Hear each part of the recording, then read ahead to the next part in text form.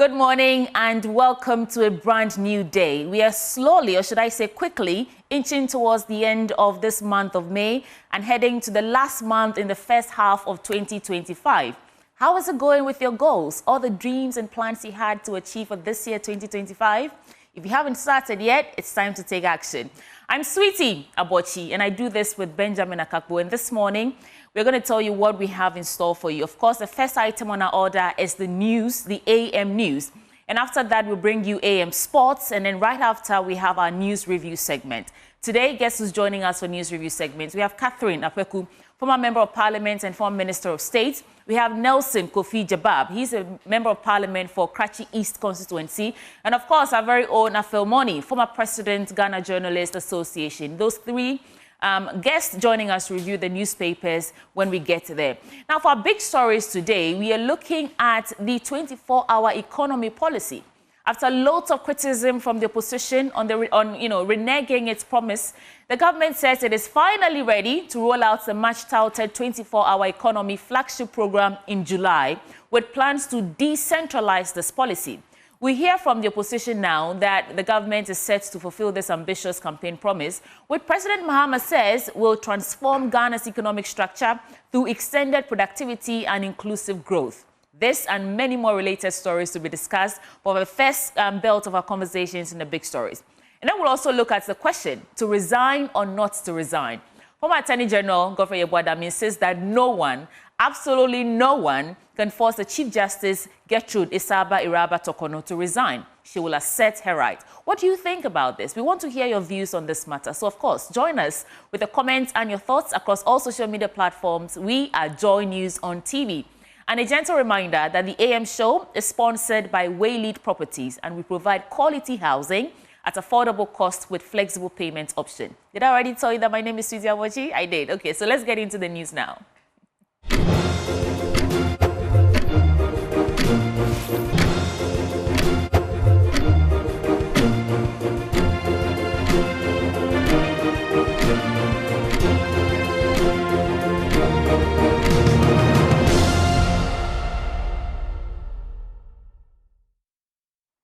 Live from Kokomemle, broadcasting to all 16 regions of Ghana on the Joy News channel, on Facebook, on X Spaces, on YouTube, and around the world on myjoyonline.com. This is the AM News with me, Sweetie Abochi. Details now. The embattled New Patriotic Party Ashanti Regional Chairman, Bernard Enchi-Bosiako, popularly known as Chairman Wuntumi, has spent last night in the custody of the Economic and Organized Crime Office. And Chairman Wuntumi was taken back to Yoko's premises on Wednesday after he took ill on Tuesday during interrogations. He was granted a 50 million cedis bail last night, but had to spend the night in the custody of Yoko because he was unable to meet the bail conditions. James Aveji gives us the details. Chairman Wuntumi was officially granted bail at about 8 p.m. Wednesday night after a long day of interrogations and legal tussle between his lawyers and officials of Yoko. His lawyer, Andy Apiakubi, confirmed to Joy News that the bail conditions included 50 million Ghana cedis with two sureties to be justified, which at the time he said they were working around the clock to meet. But by 9:30 p.m., Andy Apiakubi said they were not able to meet the conditions, especially considering the fact that the sureties would have to be verified and admitted by Yoko at that time of the day. Failure to meet the conditions compelled Chairman Wuntumi to spend the night in Yoko custody. A handful of the supporters are here. I would describe them to be in their dozens. The number here this evening is not what we saw yesterday. About between 50 to 100 of them are gathered in the median of the Athamels High Street here in front of the Yoko building. With a number of security officers as well. I count at least 10 to 12 security personnel, fully armed police officers already here. You have there in your shot, I want to believe Godfrey Yeboah, the former Attorney General, he has just arrived here and making his way to the Yoko premises. He just alighted from his car. His car has been parked here for a while before we just went on air. He arrived here about some 5-7 minutes ago, and he's making his way into the Iyoko premises. You have another police pickup just arriving with police officers adding up to the numbers. I saw at least 5 police officers alighting from that new arrival of a police pickup, adding up to the number, and so we should be having between 15 to 17 police officers manning the entrance of the police of the Iyoko premises. By 8:30 p.m., dozens of supporters who massed up on day 2 of his arrest had already left. His team of lawyers are resuming work this morning to meet the bail conditions to secure his freedom. James Savaji, Iyoko headquarters, Accra.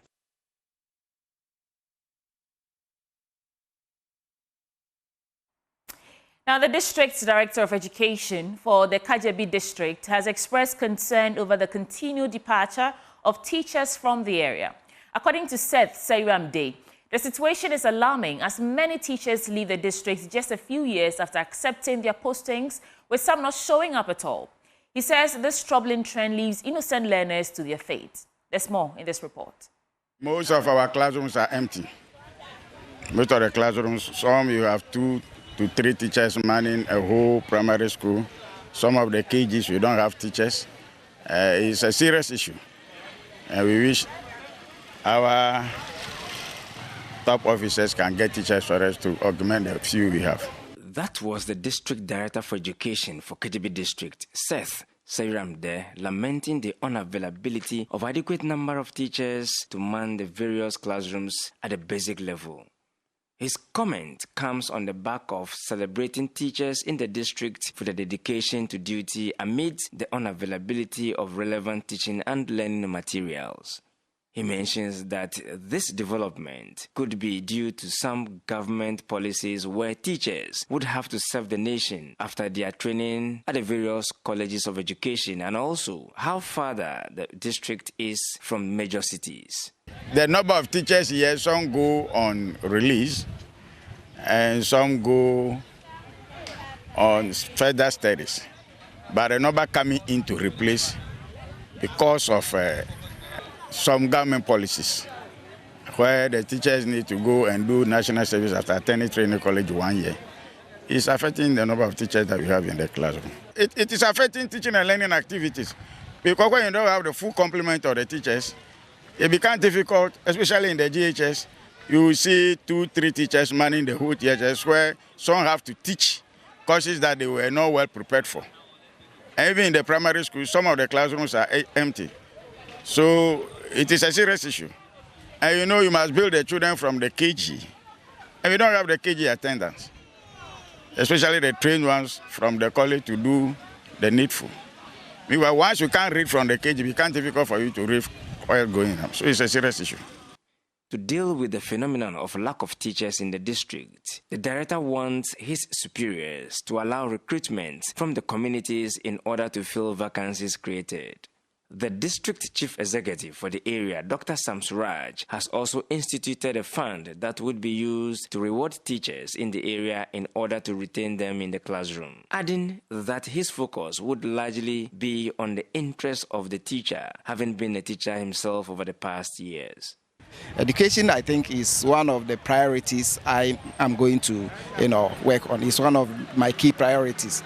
Infrastructure, teacher motivation, teacher welfare, teacher accommodation, and all that will do to motivate our teachers so they could give of their best at their various schools. I think it's going to be one of the things I'm going to work on as a district chief executive of KJB. Some deserving teachers have been awarded for their dedication to duty. Peter Sanu for Joy News. In other stories, Menstrual Hygiene Day 2025 took a unique turn as it was marked at the Cape Coast School for the Deaf and Blind.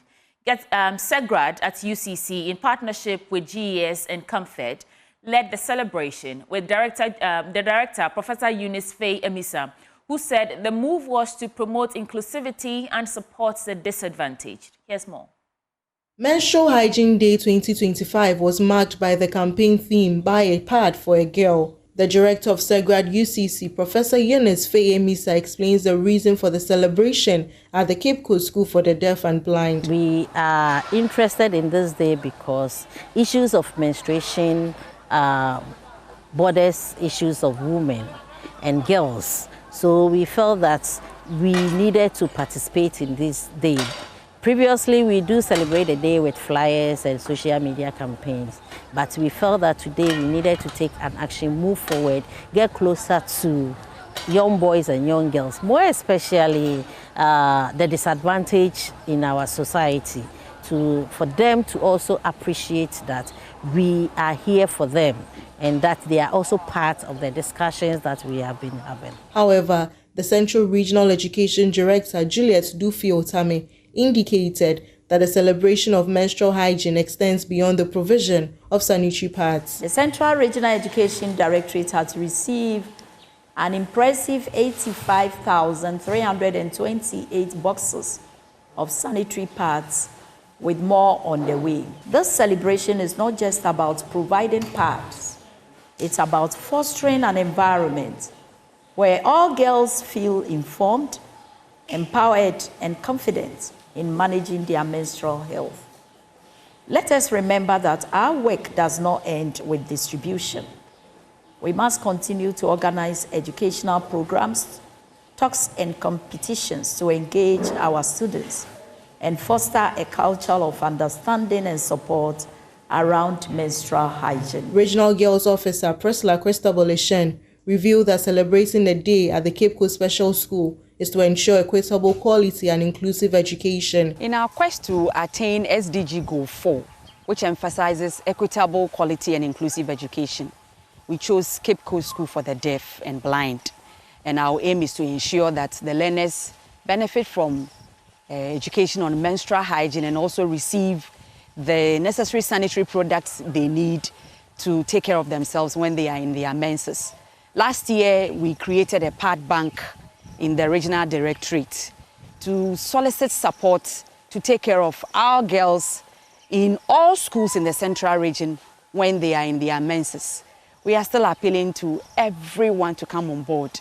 Just drop a box of pad in the pad bank so that we don't want to continue celebrating the Menstrual Hygiene Day in Cape Coast. We want to move to the other parts of central region so that all learners in the region could benefit from this kind gesture. Abraham Anangemusen is the head teacher of the school. Today, they have received pads. Some received 2, 3, and yes. But the appeal is that we need more. We need more because you know these are girls, they need it. And after this program, if nobody comes to our aid, where are they going to get money to buy? Most of the parents are unable to afford for them. So if they are not careful, they'll be using unhygienic methods, which will affect them and will create health challenges for the school and for the parents and rest. So the appeal is that, please, we need pads. Come and support us so that these girls, you know, people take advantage of them because they don't have money to go and buy pad. So we want to make the appeal that when you look into your coffers, whatever quantity you can bring, please bring to come and support these girls especially because they are disadvantaged as well. From Cape Coast, Abigail Lissel Nkrumah reports for Joy News. Let's do some more health stories, because health authorities in the Ashanti region are ramping up surveillance on Mpox, though the region has yet to record a positive case. The Ghana Health Service says the region is on high alert as part of broader national efforts to contain the spread of the disease. Our reporter, Irabna Akwe, has more from Kumasi. Speaking at a media briefing in Kumasi, the Ashanti Regional Director of Health Services, Dr. Fred Adumakobuatin, revealed that 10 suspected cases have been tested in the Ashanti region so far, all returning negative. Currently, we have recorded some cases of Mpox in the country, but as we speak now in Ashanti region, we have suspected 10 of them and all of them are negative. Dr. Adumakobuatin emphasized that the disease, which spreads through close physical contact, requires clinicians to conduct thorough examinations, including private and less visible areas, to detect early signs of the infection. Because we said that Mpox is also transmitted through physical close contact, we entreat our clinicians and other people that when you are examining people, make sure that you examine the private areas and the inner areas, because they can also have the rashes there and they are absent in the other places. He also noted that people with underlying health conditions are at higher risk of severe illness and encouraged the public to manage any existing medical issues effectively. People with different, having other challenges, they are likely to have it, and when they have it, also to develop severer forms of the disease. So make sure if you have any other problem, you are your medication so that it's controlled. While there is currently no vaccine in use in Ghana, Dr. Adumako assured that measures have been taken to manage suspected cases across health facilities. For all the hospitals and facilities, we have sent an alert note. If you remember, our Director General, Prof. Kaba, sent us through the Ministry of Health, sent us a directory. We have sent all these alerts to all facilities, telling them things they should look out for when people have mpox. Samples they are supposed to take, where we are supposed to take it, that's the first one. And every facility is also to ensure that they have what we call isolation area, so that when somebody is presenting with this and you think it's likely to be mpox, you make sure at least that person is taken from the general OPD area and taken there. Health officials continue to monitor the situation closely and are urging the public to report symptoms and avoid close contact with anyone suspected of being infected. Reporting for Joy News, Irabna Akwe, Kumasi. Now, mental health advocate and founder of the Premier Rehabilitation Center, Jahara Osman, is calling on Ghanaians to prioritize their mental well-being as she prepares to host a major forum in Accra on Saturday, May 31st, 2025. The event, dubbed the Mental Health Forum, is expected to bring together policymakers, health professionals, faith leaders, and everyday citizens to confront Ghana's growing mental health crisis. A subject, Jahara Osman says, has long been silenced in homes, workplaces, and in churches. More in this report. University of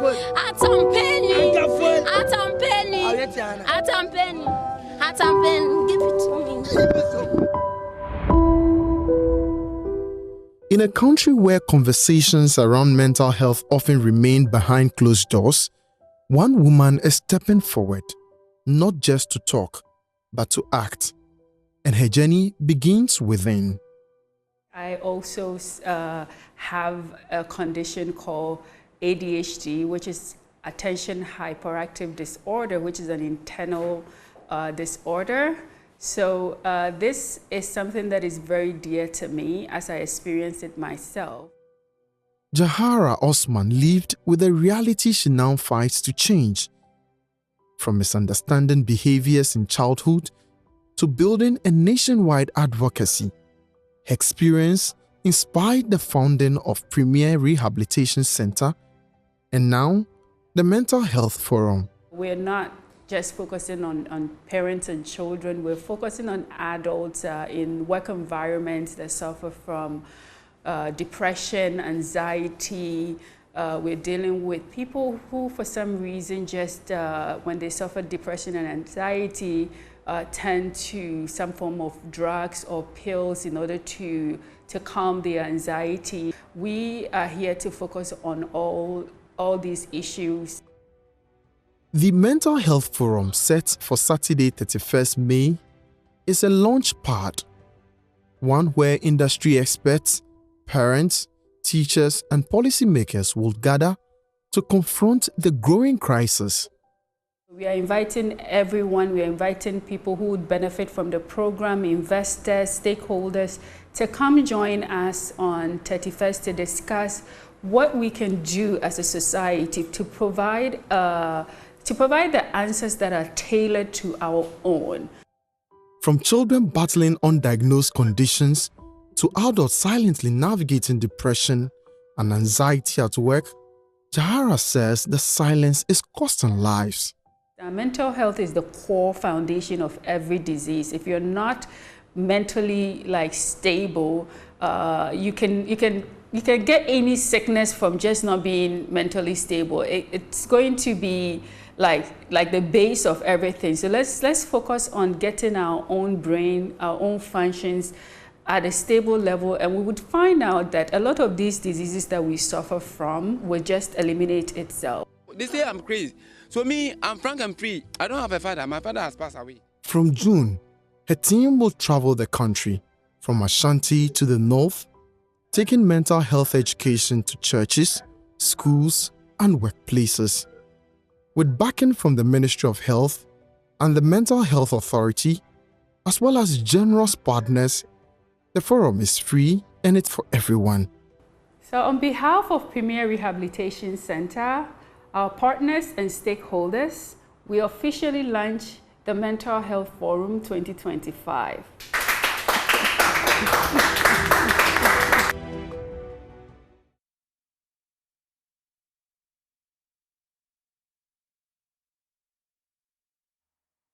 So what can I add? Take your mental health seriously, and that takes us into our business update now with Benjamin Akakpo.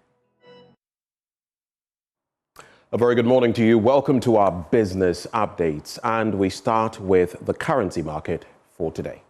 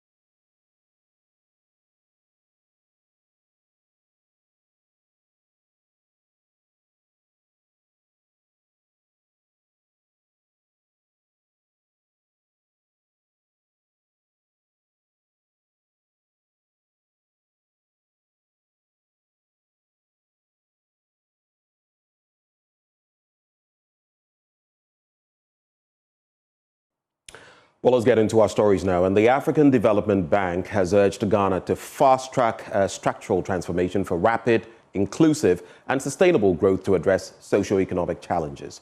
This was contained in the bank's 2025 report at its annual meeting in Abidjan, Côte d'Ivoire. There's more in this report. According to the bank, this is very crucial to reducing unemployment, income inequality and poverty. Poverty stood at 29.5% in 2023, while unemployment was at 13.7%. Income inequality was, however, high at 43.5% in 2022, compared with regional peers. The report pointed out that the 2022 Multidimensional Poverty Index showed that 24.8% of the population is multidimensionally poor, while an additional 20.0% is classified as vulnerable to multidimensional poverty. The World Bank in 2023 said extreme and overall poverty rates continue to decline in urban areas but are going up in rural areas. According to the Social Protection Program Spending and Household Welfare in Ghana report, extreme poverty was highly concentrated among households without formal education.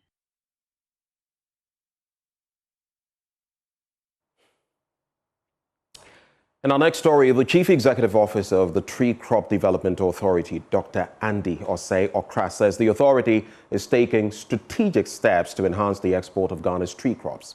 Now, speaking at the 9th Ghana CEO Summit in Accra, Dr. Okra noted that the authority was focusing on increasing the quality and volume of tree crops such as cashew, shea, coconut, and oil palm to meet growing international demand.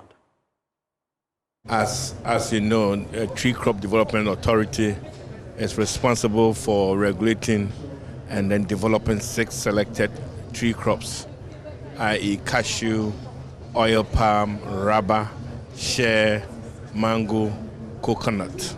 So these are the 6 value chains that we are working with. And as we took over, there was a need for us to engage with all stakeholders and actors. So we quickly engaged the true people themselves, the farmers on the field, the traders, aggregators, exporters, and then processors. One key thing that we wanted to do is want to make sure that they have a very conducive environment to work. And this is one of the sectors too that is also being dealt with a lot of challenges. So we needed to engage the people directly and ensure that we can ascertain from them what actually the solutions that we can prescribe. And it's gone very well. And we have come to at a point where we realize that as part of the government strategy and focus, value addition, and making sure that the president said we should feed Ghana in that order, feed Ghana industries with the raw materials. So we needed to do that. And these value chains also experience the same thing. We have an issue with cashew, we have issue with rubber, and then we have an issue with share, the export raw rubber or export raw cashew and stuff like that, really affecting local production. So we needed to step in and see how best we can do that. So the recent trip was to engage stakeholders on a new directive that the TCDA brought, which means that effective 2nd May of this month, if any licensed exporter want to transport or export raw or unprocessed rubber, unprocessed cashew, unprocessed share, then you needed the written permission and authority from TCDA before you can do that. And from there, let's take a swing at our commodities market now.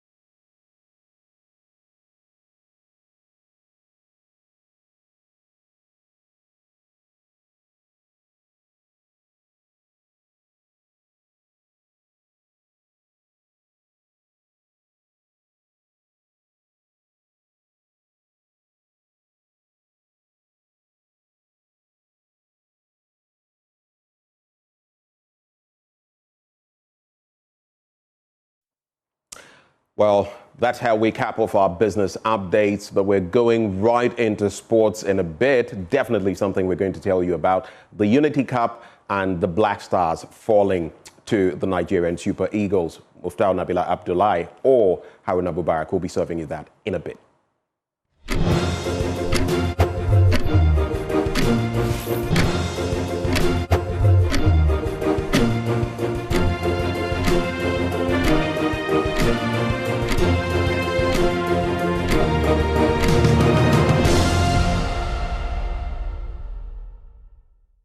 Let's do sports now on the AM show. My name is Haruna Mubarak. Now, Ghana's Black Stars will now battle for a third-place finish in the Unity Cup after falling to Nigeria in their opening match. The Super Eagles capitalized on defensive errors to score twice, and although Brandon Thomas Asante pulled one back, it proved too little, too late.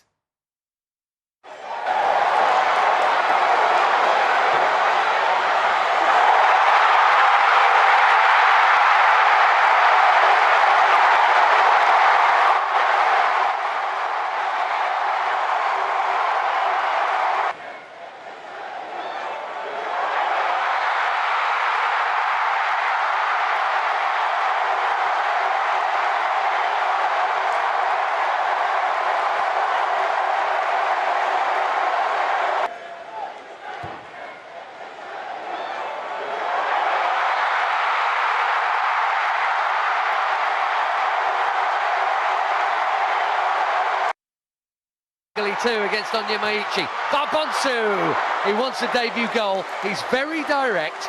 He is full of vigour and hard.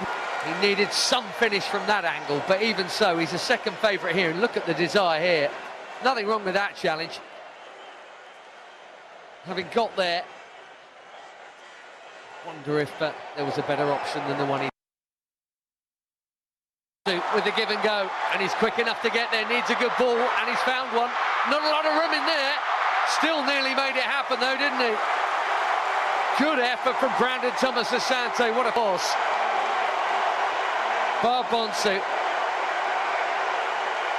making things happen. Sharp pass. Sharp turn too, and shot from Brandon Thomas Asante.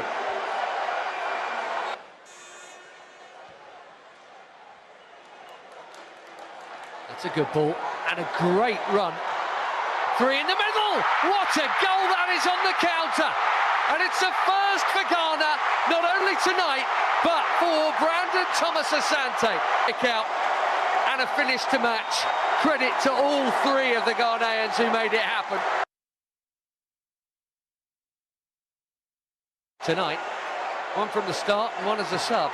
Barbonsu, oh what a ball!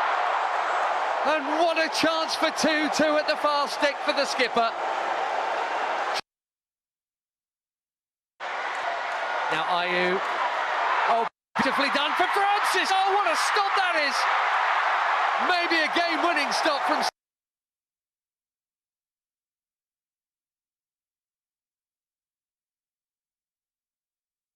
Ghana will now face Trinidad and Tobago on Saturday for a third-place finish. So our next story. And Ghana's Black Princesses will face Tunisia in the second round of the FIFA Under-20 Women's World Cup qualifiers after receiving a bye in the first round. Now, Tunisia secured their place by defeating Togo. Now, Ghana head coach Charles Simpson says he's hopeful that the Princesses will deliver a strong performance when they meet Tunisia later this year. We are on the building stage. We have a goal we are looking for. We want to build our team. Slowly, we are getting into shape. They are understanding what we are out for, and they are believing in it, which is important. So I see only progress going forward. Consistency is the most important thing when it comes to this level, and that's what we are insisting to see, that we are holding the same level so we can compete with the best teams. So we are on that path, and it looks stable in the performances. Since we played the Queens, we played House of Oak, and that level was not really the level we wanted. And then so it was good to see that level come up again today. It doesn't matter the opponent. So this is where we want to be, and even more. So it's looking good in that aspect, but there are little things more to do. So now we know our opponent. I have watched the game that they played in Togo 1-1, and then home in Tunisia they won 2-1. It was a tight game too. So now we know how they also play. Now it's about us to now watch it and analyze it well and see how we can prepare ourselves to be ahead of them in September. So we are looking forward to that. We have 2 camps planned in July and also early August before we meet Tunisia. So we believe that in those times, we will get the team polished.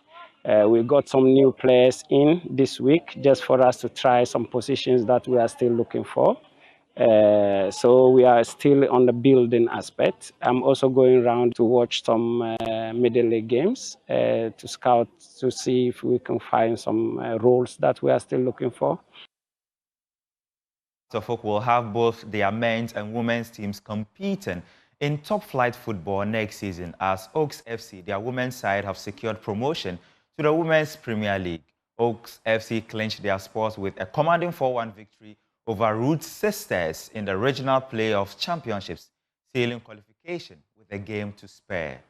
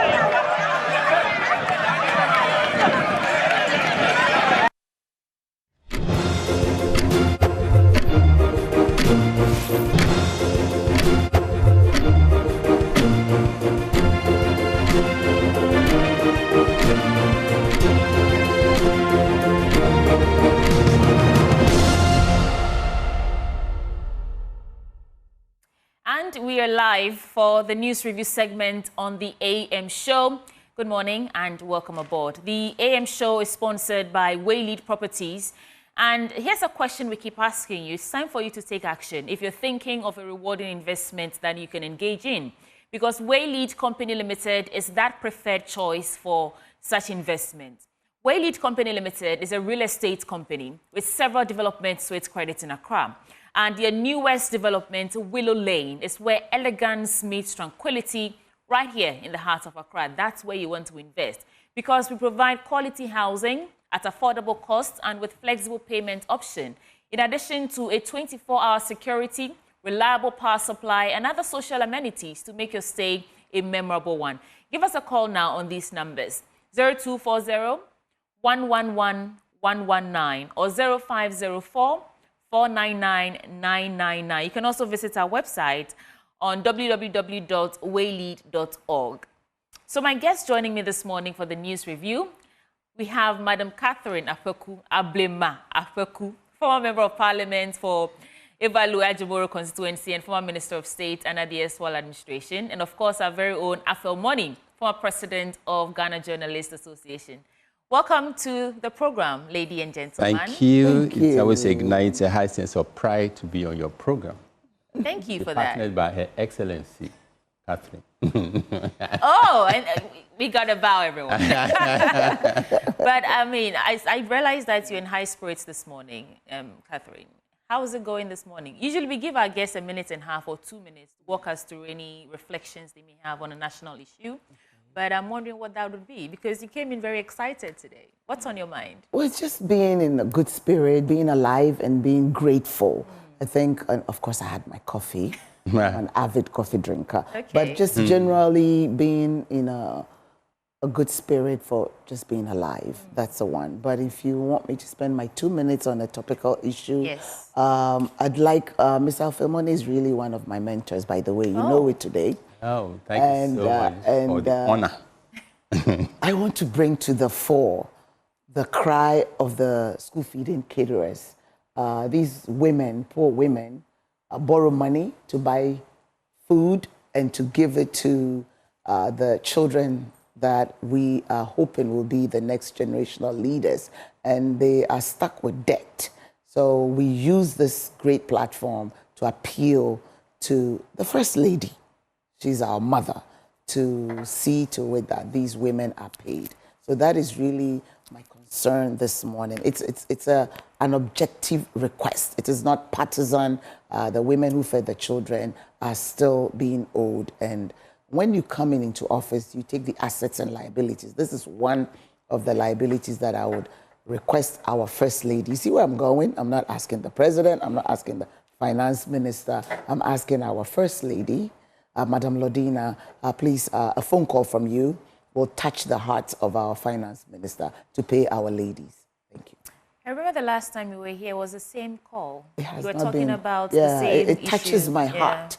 Because, I mean, imagine a poor lady in a rural community who's going to borrow money and to borrow the groceries from a small mom and dad shop. So the ripple effect is the lady who's owed, the shop where she credited from, and all the other ancillary victims in the process. So a phone call will deal with this for us, madam. Thank you. All right. Thank you so much for that. Mr. Money, what would you share with us this morning? Mine is not that of lamentation, but... I wasn't lamenting. I'm appealing to the conscience of the nation. It's not lamentation. It's a cause. Appeal, okay. Yeah. Thank you. Noted. Okay. Noted. Correction well noted. Yes. Thank you.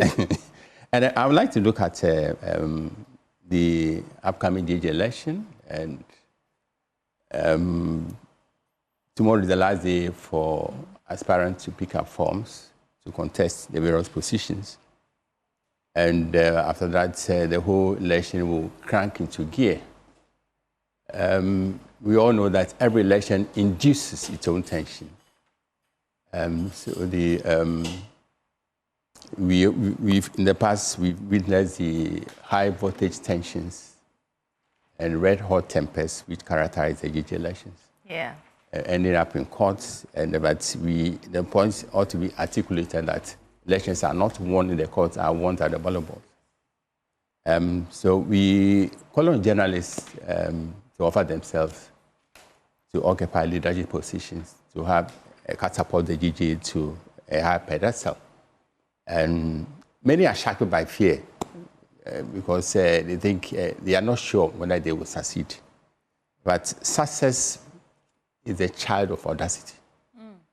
So we call on journalists of professional competence and leadership acumen to be audacious enough to offer themselves to serve the umbrella body of journalists in this country. And we're also appealing for free and fair election.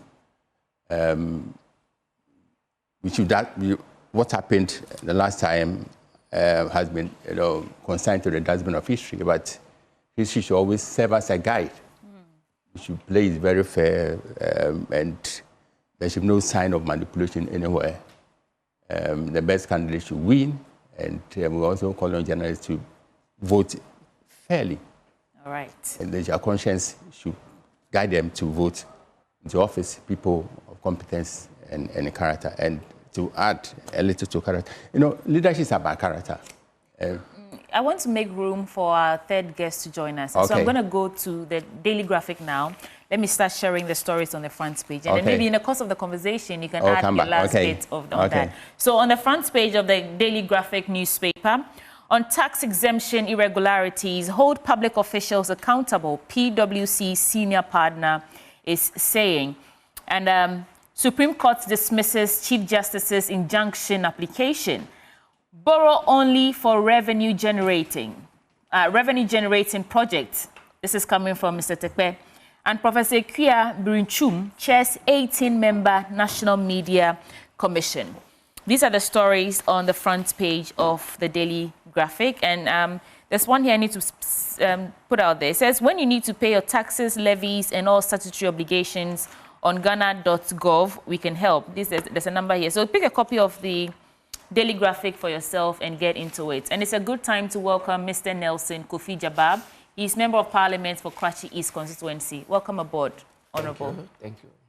How's it going? Good morning, Honourable. Before I get into the newspapers, I want to give Afemoni the time to complete his thought, and I'll come back to you for your 2-minute take on what is occupying your mind right now. Mr. Moni, please conclude on those thoughts. As I was saying, leadership and character are intrinsically linked.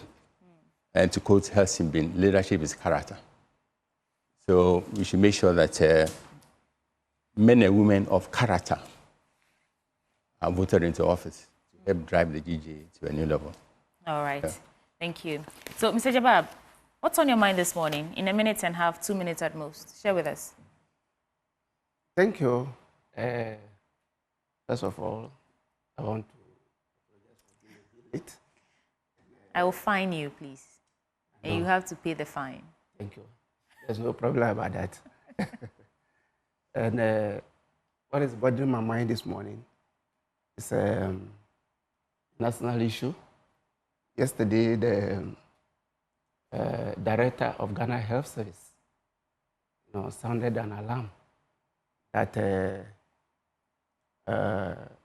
Mpox, that's monkeypox. Yes. Yes. I think they've recorded recently quite about 10 cases, bringing to a total of 19 cases. Yeah. So we would like to at least advise Ghanaians, especially in our public institutions, like the universities, other tertiary institutions, prisons, we should all take guard against it because this is contagious. Yeah. So that's what I have. Well, thank you so much. So let's get into the newspapers now. I'll start with the Daily Graphic. And there's a call here, hold public officials accountable. A tax partner at PwC, Abekujan Kwanza, has called on Ghanaians to hold public officials accountable for tax exemptions granted to businesses. And he explained that in spite of the passage of the Exemptions Act 2022, regulating the granting of tax waivers with a key provision allowing the states to take equity in In companies that benefited from such waivers, some exemptions were being granted without transparency and at variance with the legal framework meant to guide the process. So that's the first story that I would like us to discuss, but let me quickly run through the remaining stories and then we'll discuss the ones really that pique your interest. Kenyan president apologizes to Tanzania over deportation row. U.S. stops scheduling visa interviews for foreign students. Yeah, this is a very topical one. The State Department has halted the scheduling of new visa interviews for foreign students hoping to study in the United States, while it prepares to expand the screening of their activity on social media, officials say. So if you haven't yet been scheduled for an interview and you want to go to school abroad in the United States, doesn't look like you'll be getting an interview date anytime soon, so pay attention. Supreme Court dismisses Chief Justice's injunction application, and the Chief Justice, Gertrude Tokono, has failed in her attempt to have her suspension by President John Dramani Mahama halted by the Supreme Court. In a unanimous decision yesterday, a 5-member panel of the Apex Court dismissed Justice Tokono's application for interlocutory injunction, describing it as, quote, without merit. Let me add one more story and then we can start the discussion. President to launch 24-hour economy on Republic Day. President John Dramani Mahama has announced that government will officially launch the 24-hour economy policy in July, most likely on Republic Day, as part of a bold new agenda to transform Ghana's productivity and export capacity. This was their key flagship program during the campaign season, and the opposition has been criticizing that it wasn't in the budget, nothing's been heard so far, and it looks like it's just pockets of, some small sectors that have already started.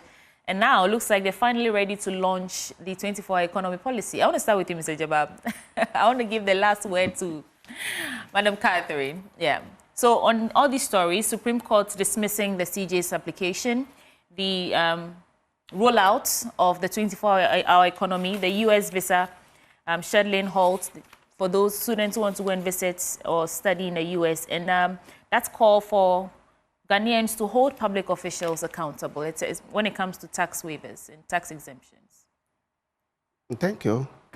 Yes, tax exemptions. The Act, as amended in 2022, that's the Tax Exemptions Act. Yeah. 1083.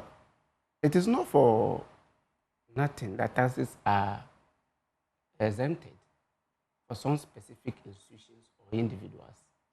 Now, if I understand the story, it calls for accountability, yes, on those that these taxes are granted. So, if taxes are granted sometimes for purposes of the growth of industries, sometimes on specific goods, it is not obviously on all taxes that exemptions are granted. If you expect waivers to be granted on some taxes, then probably there is state interest in that area. We want to promote the growth of that industry. So if taxes are granted, and people sometimes abuse the system, if you abuse the tax regime, it's a crime. And you could be whole culpable, could be whole liable. So therefore, there is a need that when state grants exemptions or waivers to beneficiaries who enjoy them, they should account for them. So those who are calling for accountability as far as tax exemptions are concerned, I think it's in the right direction. Okay. So that's on the first story. Do you want to touch on, should I go around and come back to you? On the 24-hour economic policy rollout and the Chief Justice's application that was dismissed yesterday. Quick comments on that. 24-hour economy rollout by His Excellency John Dramani Mahama on the coming July. This is one of our main campaign message that we campaign with in 2024 elections. And John Mahama, His Excellency the President, whatever he promises, at least he touches it and he does it. 24-hour economy. Are you sure you can make such a blanket statement? Before we started the news review, we just listened to, was it Oliver Baka or Senyo Hosi? Senyo Hosi, I think, was talking about the president's promise to end galamsey, declare state of emergency. In fact, all the requests that civil society organizations were making, the NDC were backing those calls. And since he's assumed office, it's been 6 months or so yet, we haven't declared a state of emergency. Don't get me wrong, we are seeing the actions that the various ministries are taking. That's where we're but coming. the key promises that he made, Yes. only because you said that whatever he promises, Yes. he touches it and he does it. So yes. I'm just, I want you he to... touches and he does it. If he promised that he's going to end galamsey, he's going to do this ABC in galamsey, we've seen all efforts by the presidency. We've seen all efforts by the state to fight galamsey. I think 2 weeks ago we were discussing about the recent arrests in the galamsey area. We know the arrests are not enough, but at least it's an attempt to tackle galamsey. We've seen how the presidency has put steps in place. For example, the gold board, all that are processes to streamline the illegal mining. So all this is a process. Okay. It's not an event. And we believe that the presidency, for that matter, President John Dramani Mahama, will deliver on all these issues. All right. Mr. Moni, let me get your thoughts on these stories and how it resonates with you and I and our viewers. So the 24-hour economy policy rollout set to begin in July. Then there's the Chief Justice's application that was dismissed yesterday in a unanimous decision.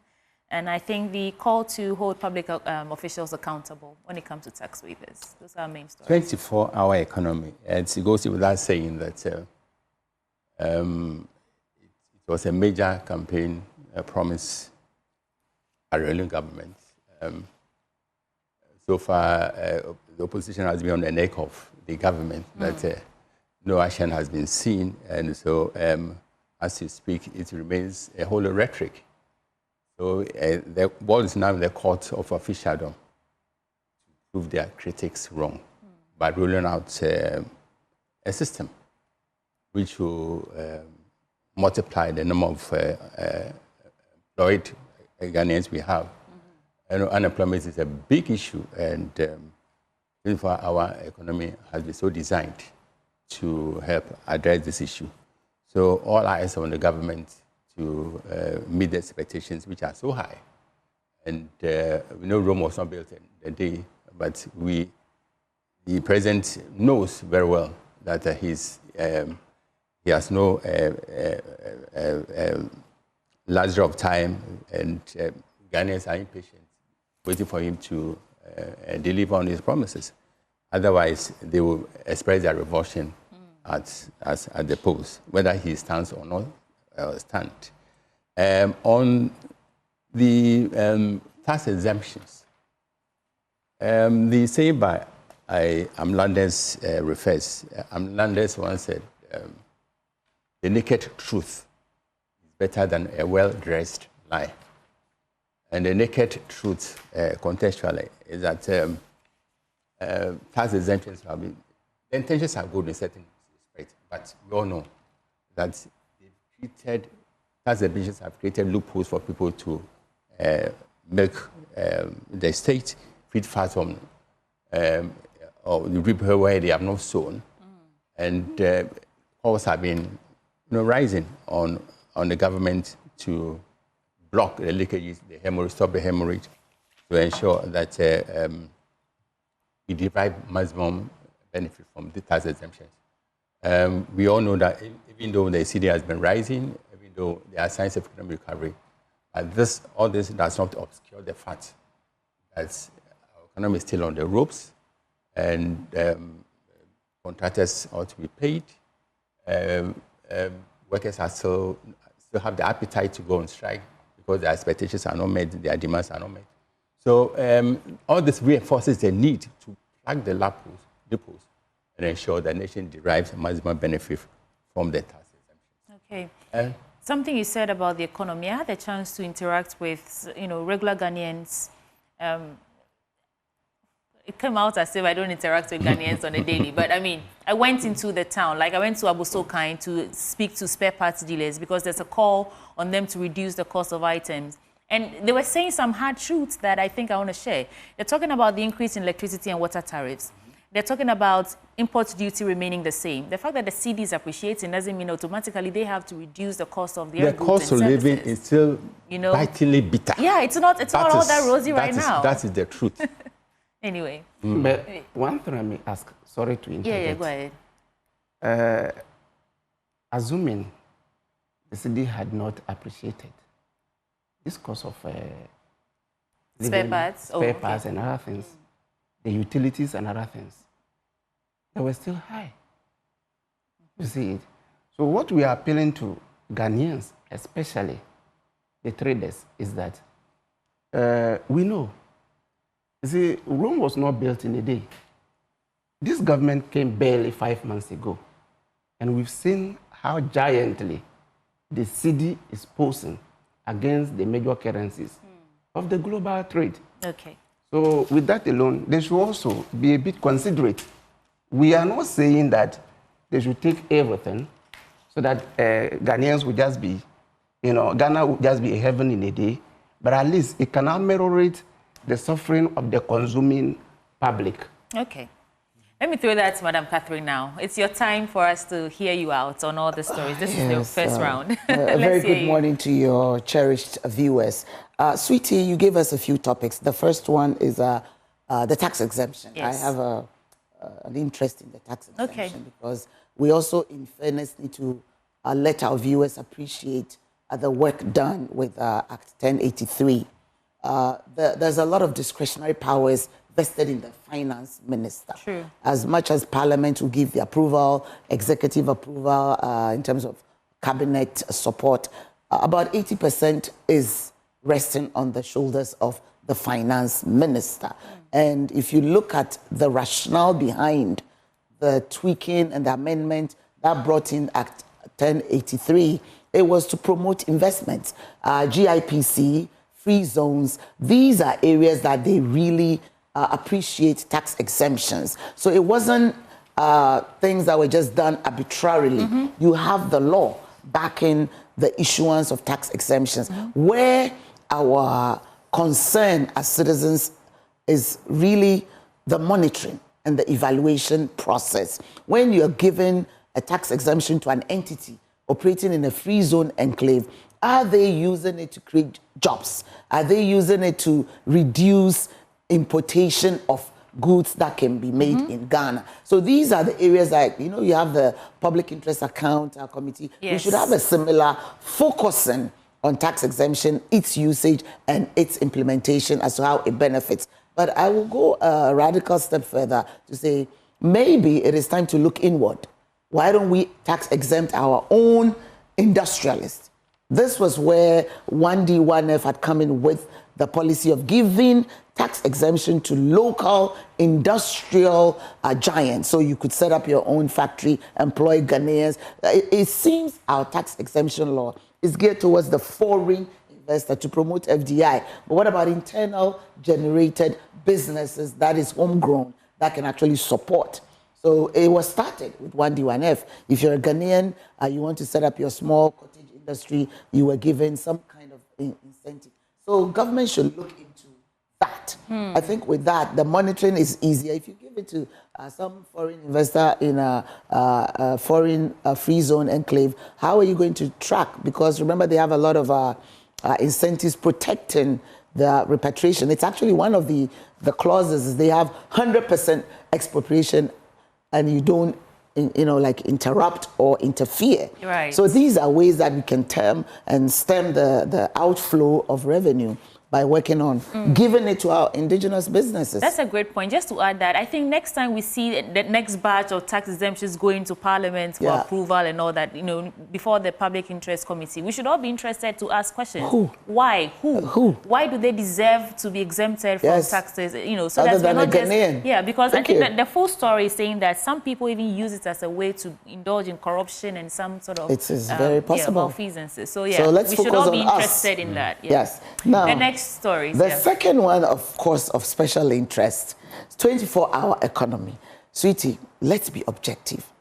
I go to a pharmacy within Accra. I don't want to promote anybody's business. That operates 24. I buy my fuel at a gas station that operates 24-hour. So it wasn't a new concept. 24, you can go to a doctor that I've used for the last 20 years. They operate 24 hours. So there are a lot of industries already that were operating the 24-hour in our country. So I just want to put it on record that 24-hour economy was not an innovative idea. But that was in particular areas. It was not. You wouldn't find some fuel Sweetie, let me stations flow. open. I'm just adding some angles I to am your... just saying Okay. it was not an innovative idea Okay. like coming up with one district, one factory, or doing a free senior high school in our country. So the innovative idea is not 24-hour economy. Now, we're waiting. I just read on page 13, we're waiting for policy submission and documents. So it is yet to be manifest in a proper executive instrument. We don't have that yet. It will be launched on Republic Day. It will not be implemented. So let's not run. Let's just have that wait and see attitude. As I'm sitting here, I've told you from day one, I'm going to keep government on its toes. The 24-hour economy policy is not something we can see. We don't have it yet. And in fairness, the president receives policy draft from stakeholders. They are collating. They are putting it together. So it's not yet time to celebrate or say, you know, my colleague from Karachi almost got the president into trouble, that anything and everything he says, he does. No, with caution. No, not yet. So let's wait and see what document will be put together, and then we can critique and see what areas. I will be interested in seeing the agribusiness having some kind of impetus in the 24-hour economy. Food sufficiency and reducing importation of food will be a plus. It's for Ghana, so I want to see that. But as of today, let's not celebrate. It is not yet anywhere near a 24-hour economy document that I can touch and feel. Mr. Jabba, were you going to say something in response, or should she finish? Of course. Okay. Just I want to hear what his response will be to that. To my 24-hour observation, to your observation that it's not the innovative meeting all the idea. promises. It's not the 24-hour It is not, policy. and you know that. It's time for you to defend your government now. If you say it is not something new, then I have a problem over there. Because for whatever you do, until it is formalized, we assume that it was not existing. 24-hour economy, there is a pharmacy that you go there to buy your medications 24 hours. But then we know that it was happening. It was not formalized. But it was happening. Yeah, it was happening. That's all. In selected cases, as you said, it's still happening. Probably your one pharmacy is the area where it was happening. But I feel like you're feeding into her case that it doesn't make it an innovative idea. Thank you. It was happening. Of course, it's an innovative idea. What are we talking about formalizing something that was already. Why are you rushing? No, I'm just guiding. It's going to be launched. It's going to be launched. When it's launched, it's going to be what? Implemented. Okay. And that's what she waits to see. Okay. And I want her to wait and see. It will be launched, it will be implemented. And Ghanaians are waiting. I know well-meaning Ghanaians who are lauding the president for this brilliant policy, 24-hour economy. Of course, it's going to be a game changer. Yeah. Youth are going to get employment by implementation of 24-hour economy. So if one thinks that 24-hour economy will fail, especially my friends from the MPP, so that they will say that they said it and it never happened, it will never happen. All right. It's going to work. It will be successful. I believe you, actually. So I'm just gonna watch and see what happens. Yes, just so that our viewers will get the clarity. Yeah. My colleague here agreed it is not new.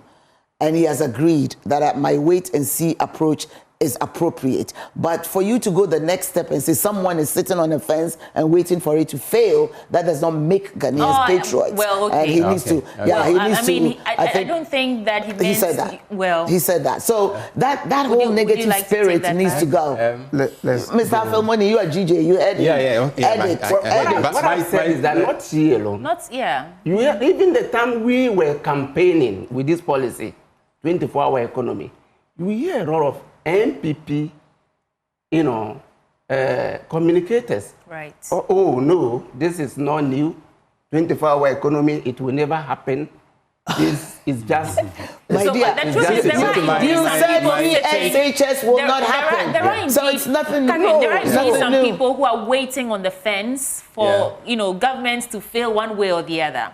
That's the reality. That's their right. Okay, there are people who are punching the loopholes in everything that government does. That is normal politics. That's normal. That's normal politics. I'm talking about us sitting here and our presentation on this platform. No one, myself included, said we're waiting to see it fail. The most critical point is it is not here. Okay. And we all agree on that. I would like to intervene so we move on from this quickly so that our audience can get the best out of us this morning. It's true from antiquity. Sectors of the economy have been operating on a 24-hour basis. And by the innovative spark of this program is the scale of implementation. Okay. So let's see to what extent. Objectively. Yeah, let's see to what extent. It's not all right. new. Let me do one last round of papers and then I'll come to you to get into yours. Government approves 200 transformers for ECG. Assemblies engage traditional leaders to resolve land disputes. And NSA boss pledges to honor black rockets. This is an editorial. Implementing 24 economy, informal sector economic actors transitioned. And the last thing I want to touch on now, Vice President urges African countries to build efficient gas trade networks. So I'll pause here and then we get into your papers. There's also a story about Ghana to undergo AU anti-corruption peer review. Let me get this out. This is important. Ghana will next week undergo a high-level review of its anti-corruption systems as part of a continental assessment under the African Union Convention on Preventing and Combating Corruption. How are we doing, Mr. Moni, when it comes to the campaign against corruption? I know we keep saying that corruption is as old as Adam and no one can completely eradicate corruption, but are we seeing anything better I think the most under this credible instrument for measuring corruption is the Transparency International report by Transparency International. And over the years, we've been stagnating. We waited to see how the Mahama administration will catapult us from where we've been languishing to a place which will ignite pride in all Ghanaians. The extent to which corruption is tackled. And this is most proven when you deal with your own. Most often politicians, when it comes to deal with their own, they hesitate and sometimes they're selective in applying the rules. So the rare test will come when officials of government are suspected of milking the state or reaping where they have not sown, feeding fat on resources which belong to all of us. So far, the case against Sami Jemfi was the starting point. Ghanaians are waiting to see how His Excellency President will deal with members of his administration who fall foul of the law. Early this year, so let's see how it pans out. Okay. But it bears repeating and emphasizing that Ghanaians are watching. And politicians will never take Ghanaians for granted. They may keep quiet, but at the appropriate time, they will speak and speak loudly. All right, thank you. Catherine? Yes. On anti-corruption. I've always had, my ideas could be a bit. Transparency International is an international yardstick of judging corruption. And if you look at the perception index, it's always tilted towards African nations being painted as if they are monsters. And when you have a platform like this, it is time we start looking inward. Do we have our own Ghanaian Transparency International version? Do we always have to copy what the West is saying? I mean, we are in this country. I know Afel. Now I've met Kratchi East. What are we doing ourselves? We have polls, Mr. Jabab. Yeah, the constituency is Kratchi. Always use the we always use the constituency, Okay. But there are polls. Afrobarometer, there's Thank you. What's his name? Musa Dankwa has polls as well. So my advocacy is let's put more effort in our own indigenous watchdogs and give them the impetus to name and shame. So because we always take what is coming from outside, we take it line, hook, and sink, and we are encouraged to just bash each other. Meanwhile, there should be a domestic yardstick, Afrobarometer, Musa Dankwa, and other. There was GII, my friend Azim. Yes. These are people who have spent their lives monitoring, and they've been vocal. Thank you. And playing the whistleblower, but we are not giving them the props that they deserve. So I would take it with a grain of salt when it's always a yardstick being judged by some international organization seated somewhere. They're not here. They don't go to Abusokai. They are not going to Jachi Pramso to look at the actual CUs. That is my take. Okay. But whatever it is that they have brought, we will evaluate. But for now, I would advocate for us putting more effort in our own domestic watchdogs. But I think this is, in a way, domestic because it's the African Union. No. Right? So within the continent... No, they're yet to come. Yeah. What methods are they using to judge Ghanaian corruption index?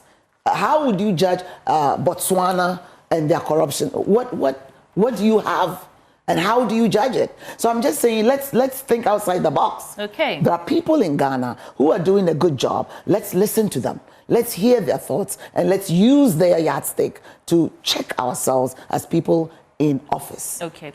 Just for some more context, so this is Shamima saying, Deputy Government Spokesperson, and she's saying that, quote, subjecting ourselves to this peer review reflects our determination to uphold accountability at all levels. No institution is exempt from scrutiny in this national effort, she says. So when next week, when the African Union delegation comes, they come. Every institution will undergo some sort of scrutiny to see or ascertain where we are and right now. And for how long? How long I don't know how the duration. Thank you. So we just end up being another lip service. I'm interested in this. I'll get more details and then we'll share with you. We need to sharpen our focus. We need to, we need to really focus the energy on our own, because AU, the maximum they will do is a week. Yes, it's international, it's continental.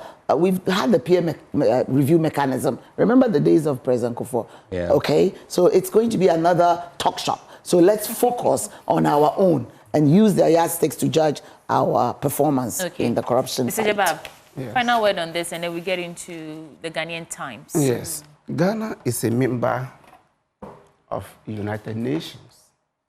And of course, African Union, we are a member of African Union. I do agree that we should focus on our own. You cannot get the best anywhere than your own. But sometimes too, I think they also need to live up to expectation.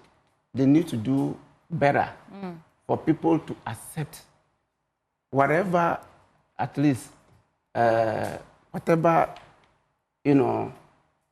findings, research they make and they come out, what barometer they use, and they should be measured by that barometer. People should accept and have confidence in them. Okay. Transparency International, they didn't just become Transparency International in a day. They started from somewhere up to where they are today.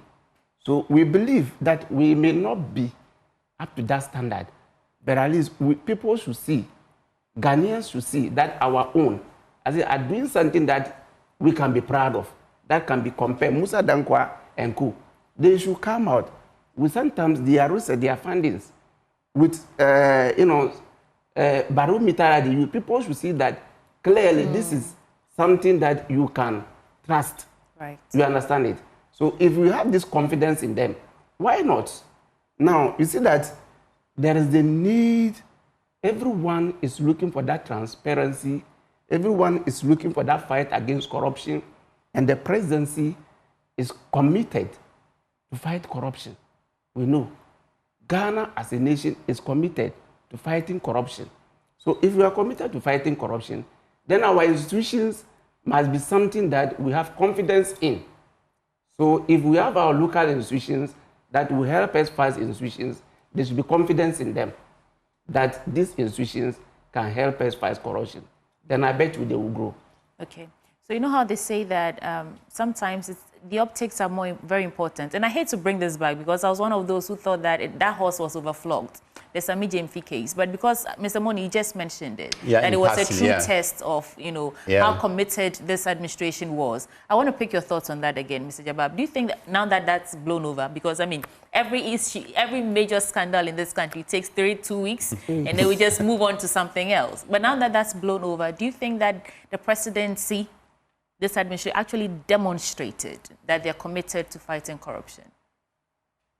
Absolutely, the presidency demonstrated that they are committed to fighting corruption.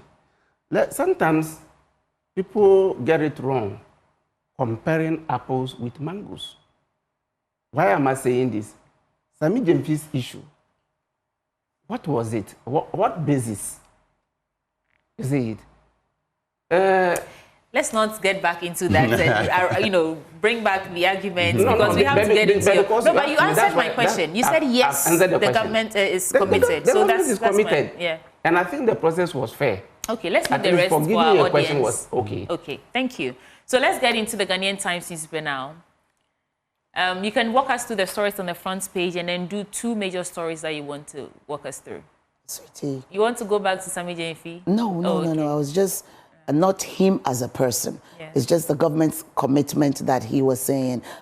Generally, I think being objective, I think the handling was a bit too soft. We should have gone a step further based on the advocacy and the pre-campaign demonstration that we showed that when we come in, even if an ant is seen falling foul of the law, we will do ABC. So I think it could have gone a bit farther to interrogate the source of the fund. But then again, like you're saying, Ghanaian issues die within 2 weeks. But if you go back there, we could have done a better job. Just to be a test case based on the campaign messages and the fervor that was put in. So that's my take on that. Yeah. But do you want the front page? Yes, we do. Okay. Wailing teeth gnashing at Ramsar site as more than 100 houses bulldozed. I have a very passionate issue. It's actually the editorial about the Ramsar site. These are the heritage left for us hundreds of years ago to save the environment. And then you have recalcitrant citizens building in waterways. It has become like we are so jaded. It happens, and then there's a flooding, and then we wail, and then the houses are demolished. I think we have to have a better plan. Not a law, because we have enough laws on the books, but a better systematic plan. If you are found foul of building in waterways, what are the punitive measures? So it's clear, and everybody knows. That's why I'm advocating for our homegrown watchdogs. If you are found building in a Ramsar site, what is the punitive measure? So even a school child will be made aware. Like we were told not to drive on the left or right in the 70s, we're still following. So some of these rules have to be very clear, concise. We go through the cycle virtually every raining season. People will still go back, build in waterways, and then they'll break the house, and then we will gnash our teeth. We're not going. We move 2 steps forward, and we come back 10 steps. So for me, we are on the fence waiting to come back into government. This opportunities with this government is to make it very clear. There are a lot of acts, there are a lot of laws, and it can be activated, or you just create an edict. If you are found foul of this law, A, B, C will happen. And everybody will obey and comply. Because this happens. You've been here long enough. It happens all the time. Is there a problem of implementation or compliance? Compliance, where compliance will refer to we, the citizens. Exactly. And implementation and forcing from the government. It is compliance. It is because the enforcement, you see NADMO. Because look at Circle and the places that were decongested. The next day. Look at that place. The next day. Yeah. A citizen removed there. So it's compliance. And until we get back into that mindset orientation that what you're doing is wrong. So we have gotten to the stage where I wouldn't use the word lawlessness. We haven't reached there, but we're so jaded. It's like you're moved, you're evicted, and the next day you go back. So there has to be some kind of iron fist, ironclad determination to eradicate indiscipline. Okay, let me go around and come back to you for another story in there. Mr. Moni, what do you think? The wailing and teeth gnash, that what we're seeing there, the demolition Should we not heed their call because they say they have nowhere else to go? Henry Quartey, the former Greater Accra Regional Minister, yes, went on a radical tangent to deal surgically with this issue. Yes. He made lots of progress, but on the line, politics setting, and that devalued whatever he did. Here we are again, the rains are pouring in torrents. Houses are flooding, people are dying. So there's a need more than ever before to deal radically with this issue. So Greater Accra Regional Minister, Her Excellency Linda, yes, she's on the right track. She needs the support of all. We, of course, in certain areas we need to, come in with some human faith, but we should look at the overall picture.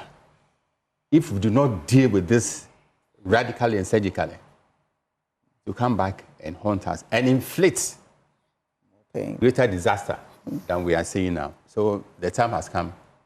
Go all out there and then deal with the issue from the root and not the branch. The branch approach has dominated our system for far too long. This is time to move from the branch approach to the root approach. The root cause, to deal with the root causes. The root cause would be dealing with the people who left these lands, who sell these lands to these people. Because they didn't just get up and go build there, on their own volition. Someone ought to have given them permission to build there. And the citizens ought to also watch on for the house to spring up. Nothing was done. Thank you. Mr. Jabab, so both Catherine and Mr. Moni says no sympathy for these people. We should stop dealing with them with a branch approach. What do you say? I think I agree with them. You see, let me go back a little bit beyond where Mr. Moni started. I recall the days of the then mayor, Afradoku Vanderboy. There was an attempt to move, some slum areas from Agbogblosi Enclave, some other places. Ajuru Kotoko. I don't know whether I'm right. I'm getting my time. Oh, that's still Henry Quartey. That's still Henry Quartey. Yeah, it was Henry Quartey. I did a feature on it. Those who were there, the old onion market. They were moved to Ajem Kotoko. Some later were moved dealers. Some later were moved to Potin. Went on the way to Futu areas. You can see that the place has started becoming a market van place. Their happy business activities are going on. See, dealing with issues like this, sometimes the laws need to be enforced. We are not saying that we are happy when we see in our own. Are you understanding? Being left, they have nowhere. But sometimes, as she said, sometimes when granting them permit, we need to blame the authorities too. When granting permit, we should know areas that must not be allowed. But most people build without permits. They don't build with permits. Yes. So when you build with that permit, then you are caught up with the law. Exactly. And when the law comes after you, that is when we are left between human face and the law. And that is where we are right now. That's where I we are went right to now. Lower Wager 2 days ago, I think, on the back of Ghana Water Company's directive that those in those parts, Lower Wager, some towns should evacuate because you're doing a control spillage of the Wager Dam because the safe operating level of the water, which is 47, now is at 45. So they're just 2 feet shy of reaching that limit. I went there and there were people comfortably living. Nobody had any intention of moving. And later I found out that it's because they're living there. They put up a shack. It's not even concrete buildings. And no one gave them permission to build there. No one gave them any permission to be there. And they are there. And if the floods come right now, like we say in our local parlance, Tofiakwa. But if it actually happened that they have to spill more water, excess water, and that place floods right now, they're going to be shouting, the government this, government that. Meanwhile, you are the one causing these problems. It's time for us to start doing things as citizens. So you see. I'm just backing all the It's radical, it's surgical, and it's compliance. We need to start doing things for ourselves. We have anyway, compliance. Sometimes the enforcement must be rigorous. It needs to be consistent. In fact, dealing with human beings sometimes is difficult to comply. So what we want to say is that once that deliberate action to enforce the laws, it needs to be consistent. You gave a case of traders moved from the pavements. Is it the following day? The next day. So unless there is deliberate attempt, you are consistent with it, then you get to a point the person becomes used to. The person becomes, he gets to understand himself or herself. So let's assess the strategy you're using under this administration. I hear that they're going to position security personnel, security officials over there to ensure that nobody crosses the lines that they have drawn, not physical lines, you know, the demarcations where you can sell and where you cannot sell. Is that sustainable? It cannot be. It can. Let me start with you, Mr. Money. Catherine, you go first. Is that sustainable? Sweetie, I keep calling you with your last name. That is not a solution. See, the root cause of it is compliance. I keep going back to the person seated on the pavement. What is he or she thinking about Ghana? If you love this nation, you will comply that we don't sell on pavement, period. But when we go back into blaming a technocrat, blaming a politician, the culprit is the person selling on the pavement. But then, you know, I'm in politics, so they'll use the yardstick. We won't vote for you if you remove us. And there has to be a cutoff point where it is radical enough that you love this nation to the extent that you will make sure our pavement is free so pedestrians can use it. And that is the root cause of it. Henry Quarter did it. He incurred a lot of enmity, but he was on the right path.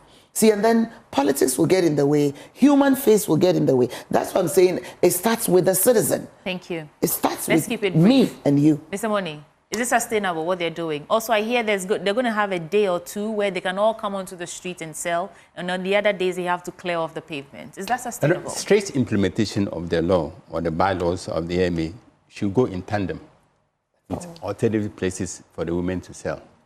We're told that they've been provided with alternative places, so we need to look at how viable are these places. Okay. And it also go with education. It is in their own interest not to sell on the pavement, on the street. Drivers from perimeter to go on strike until official setting. So we should never go back to this situation. All right. Yeah. Yes. Thank you. You have the final word on this matter. Oh, no, I'm okay. You're okay, all right. So let's get into one more story from the Ghanaian Times. I found a favorite story that I'm sure my colleagues here will support. Unlock full potential of cashew value chain. The BA Regional Minister, Joseph Kwabwa, has challenged stakeholders in Africa's cashew industry to develop innovative strategies to unlock the full potential. I think from what I'm reading, there was some ECOWAS Cashew Alliance meeting, and this is one product. I have a personal experience. I went to Sampa and I saw the amount of cashew being exported raw to India, to other countries, and I looked. You watch the television and you look at our neighbors in Burkina adding value, processing factories. We had some in other jurisdictions that it's bringing the jobs that when you add value to a raw material. But that enclave, cashew, can be a game changer. Okay. The reason why I'm interested in this story, because the gentleman said, if you add value, do you know that just 2 days ago, coincidentally, I read that in South Africa, they're seeing the benefit of the fruit of the cashew and they're turning into a vaccine. Cashew and the entire Brong-Ahafo region is known for this. Other countries, you know, you build regional value chain around a product. I think the BA should rally around cashew and create value instead of it being exported raw. Thank you. Unfortunately, the roads, I'm on Madame Lodina today, the roads in that cashew growing enclave was terrible. The customs, I drove myself all the way to Osei Kwame Kurom. Customs is taking money. And the roads, I said, okay, if we add value to the cashew, even the business community should be involved in sprucing up the road that brings the cashew from the farm gate to them to export. All right. So a lot of potential in cashew. I think that we believed or were sold into this idea of Africa is the hub for raw materials, and it went on for so many years hundreds of years. It's time now for us to wake up and realize that raw materials, it just leaves you at the end of the value chain. Exactly. You see, we need to start adding value, like you say. Let me not take the win out of your still listening about me. My take is that value addition will not be the product of a miraculous happenstance. Be the fruit of attention to the cashew industry, to say the least, in so many schools as compared to other sectors. And as my sister pointed out, the rules there are terribly bad. And after interacting with some people in the cashew industry, we were told that many of them are not being breaking even. And we need to also indigenize that industry. Yeah. We have a lot of Indians who have invaded that place, and they are feeding fats on local people. So the time has come for officials to sharpen their eyes on the cashew industry to ensure that people in the industry benefit maximally from their product, and the nation as a whole will also thrive economically. I mean, the same applies to the other things. Jabab, I'll come to you in a bit. I saw a video Bendo Chemalo did on Facebook or LinkedIn, I think, about how someone was processing sugarcane. They had built a small machine for it. Yes. You just plunge the sugarcane in there and they sort of squeeze the water out. It comes into a nice packaged thing. And you just sip and drink. Yeah. And it was selling for like $6 or so. Yes. You know, the Western world, they know how to turn the least thing into something admirable, something that will make you want to spend your dollars, your money on. And I think that's what we like. That's where we need to go. That's what. But sweetie, before my brother comes in, just so that we are not seen as bashing Indians, because they are good investors, but we have to encourage them to process the cashew in the Sampa enclave, build the factory.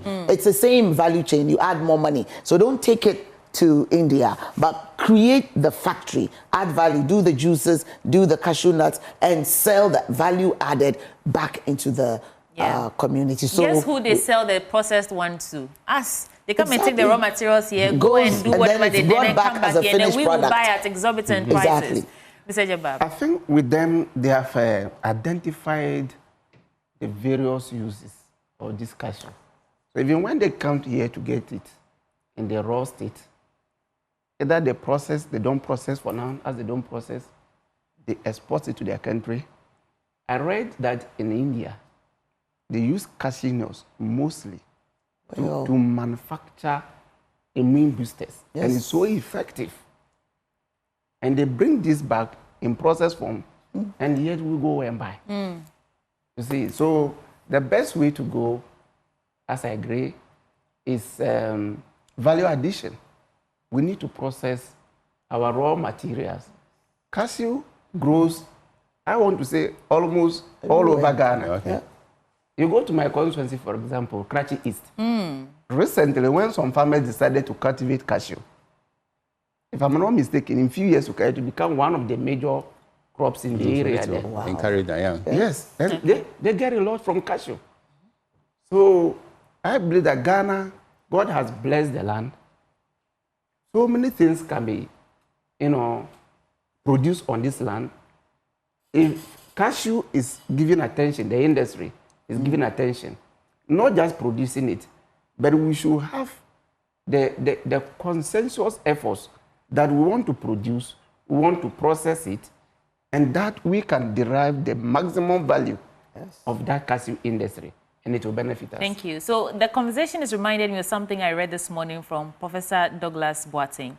Legacy cannot be built in 4 or 5 years, but there's a point that, there it is. So point 3 says, we are rich in resources, but poor in resolve. Our mineral wealth is vast, yet our mindset remains borrowed. Exactly. Until we escape tyranny of the short term, Africa will keep exporting raw materials and importing regrets. It is time leaders accept that emerging sectoral sovereign wealth funds must not serve manifestos. They must serve the unborn silent stakeholders of tomorrow, shielded from politics, guided by generational purpose, and governed with discipline. Good morning, Prof. That is so apt. And see, it just speaks to my heart. Yes. Indigenize, even Transparency International. Why should we, it's our mindset, why should we have so much confidence in someone else's thought when Vitus Azim has been slaving away in this country, playing the watchdog? I'm for Prof's up-air. I'm for it. All right, He's speaking gentlemen. our language. He is speaking our language. When I read this morning, I was like, yes. That's exactly where the mindset should go. Let's do some quick headlines from the other papers, and then we have to pop off. I don't know. Which one is that, Mr. Money? The National Enquirer. Okay. Government to scrap weekend demurrage charges at the ports, and this is good news to importers and exporters. Syndicated loan delays cost $840 million. The paper is quoting Randy Abbey, the Cocoa Board CEO, who has demonstrated so far conspicuous dazzle in that position. So Randy, keep on doing the good work. 24-hour economy is both a destination and a program, Mama says. Free SHS for private schools also next academic year, Dr. Park. Parliament to probe COVID-19 funds, Japa PDS scandals. And this coming from Majority Leader Mahama Ayariga. Okay. And NYA warns against sale of free apprenticeship forms. ITCU, NYA, another Ayariga, at this time, Osman. Okay. So, Moni, unfortunately, we can only do one story. Our time's run out. So which one do you want us to get into? Tax government to scrap. Please, no, it's Mr. Moni's choice, not yours. I'll come to you. And I've already ventilated my verdict. It's a good news to those in the industry. And that makes sense to impose taxes on people who, for reasons beyond them, are made to pay extra for having their goods locked at the port. And Parliament to probe COVID-19 for Japan PDS scandals. Again, it's a campaign promise, and so we're all waiting to see how the probe will pan out, and we're calling for fairness. And one dictum in law, one is innocent until proven guilty by a court of competent, or institution of competent institution. So far, nobody is guilty. So until the committee, Parliament zooms into action and unravel what's wrong in respect of Japan, PDS, and COVID-19. All right, thank you. We have the BNFT. That's the last paper we're going to do. Mr. Jabab, what are the stories on your front page? Over 18% pay bribes when assessing public services. The GSS report.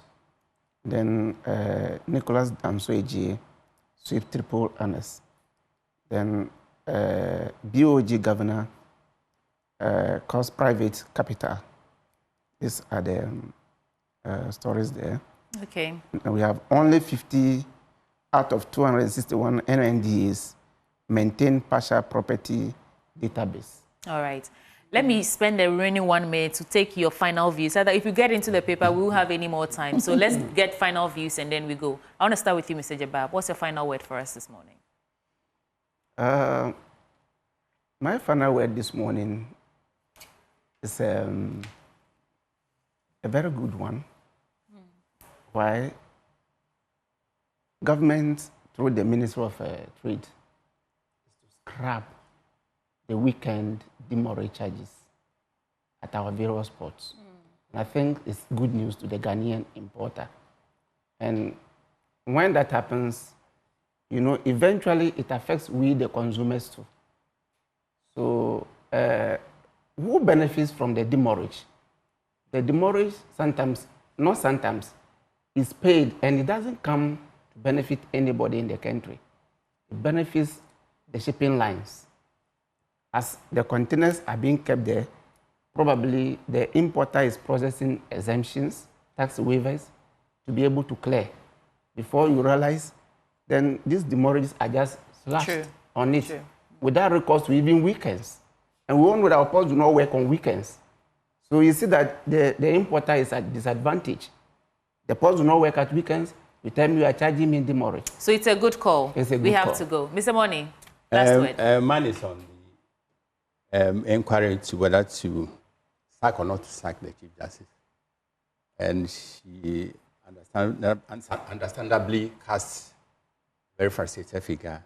And because the position of Chief Justice comes with power and glory. Now her power has been abridged, her glory has been eclipsed.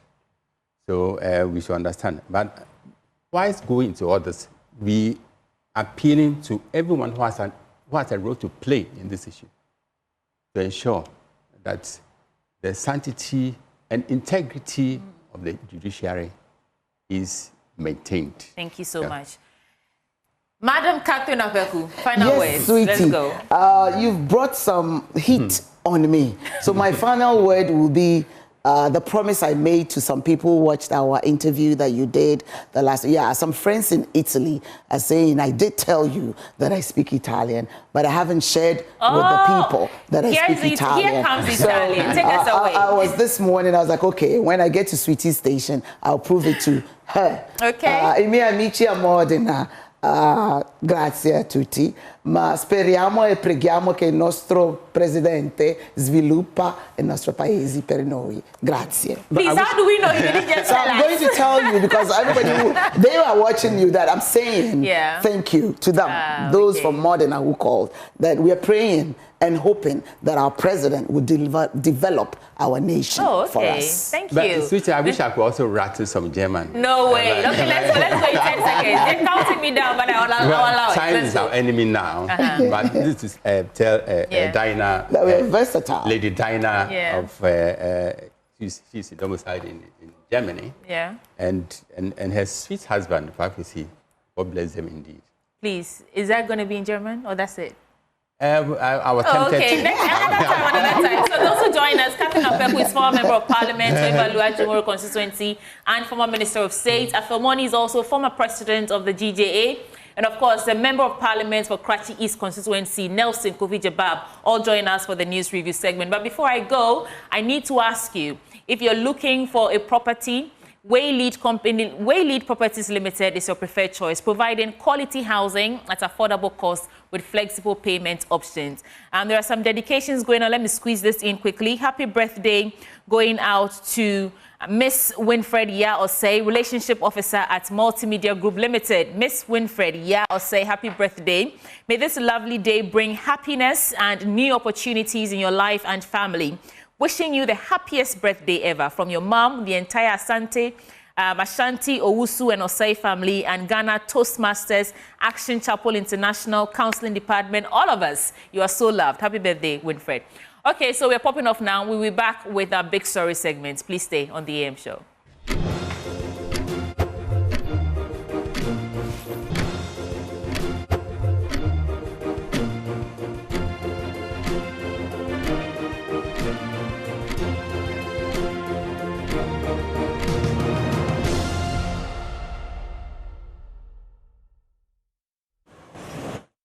To the AM show. Now let's bring you Crumbling Start. For years, pupils at Kupeliga Basic School knelt and sat on bare floors to learn. But after Joy News highlighted their plight in the Crumbling Start series, help has finally come. The National Security Coordinator, DCOP Abdul Osman Razak, has donated desks and pledged to build a new classroom block for the school. Emmanuel Jivenu reports from Talensi District of the Upper East region.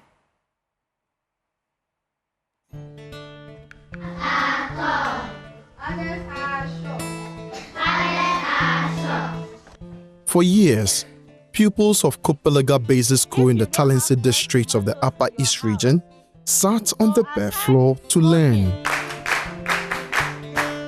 Their school lacks adequate desks, and most parents cannot afford to provide one either.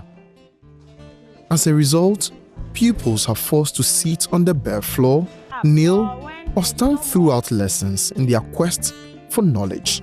Yes. We don't have chairs, that's why we are sitting in the floor like that.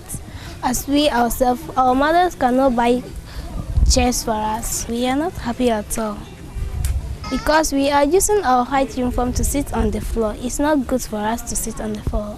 We are just kneeling down, and some of them is standing. I'm not happy because I have not have chairs. That's why I'm not happy. Their plight was highlighted on Joy News as part of the education series Crumbling Start. Soon after, the National Security Coordinator, DCOP Abdul Osman Razak, responded. Hakim Duwijwa is the Deputy Director of Human Security at the National Security. The intervention is led by our Human Security Department whose mission is to strengthen social cohesion, support education, and build communities that can thrive even in the face of adversity. To the students, know this: we see you, we hear you, and we are with you. You are the future of this nation, and we will not let the future sit on the floor. In all, 60 monodecks and 5 teachers' tables were donated to the school. There is also a promise to renovate the existing building and construct a new classroom block for the pupils. We will renovate this structure and build a permanent one in addition to that. So expect more from us. For the chief of Kupalaga, the sight of children finally seated at desks brought overwhelming joy to him. I was very, very sad whenever I visit this school. But now, they make like I rush from my seat bed. So thank you, National Security. Thank you, School for Life. Thank you, Johnny. Receiving the furniture on behalf of the Talensi District Directorate of Education, Charles Zoga said the donation marks an important beginning, but emphasized the need for continued support. In fact, having this here is the first step, a quick response to the needs of our children and the needs of our staff as well. We know this may not be enough, but the promise of having more and then renovating our block, we are so happy about it.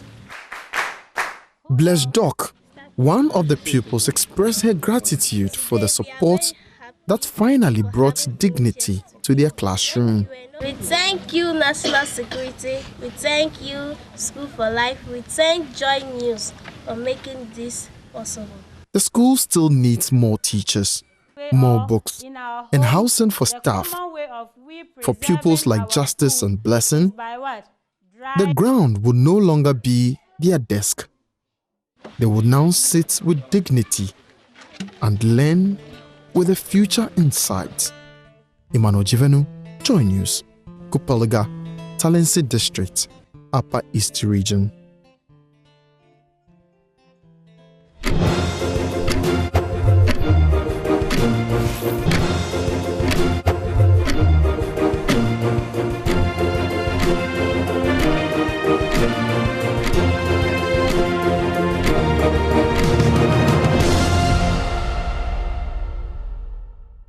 Major things that I want to draw the government bench's attention to. Number one, stop the propaganda. You have won the election already. You don't need to do more propaganda. The propaganda will not create jobs. It won't put food on the tables of people. It won't put clothes on the backs of people. Rather, bring your governance programs. Till date, we don't have a single definition for the 24-hour economy program. Everybody you talk to has a different definition. Program Bako, definition bebre. Program Bako, definition bebre. Spend time doing less propaganda and more time bringing your governance programs so that Parliament can assist you and work on it. Let's come to this, something they call 24-hour economy. I've conducted my own research. I've collected primary data from them.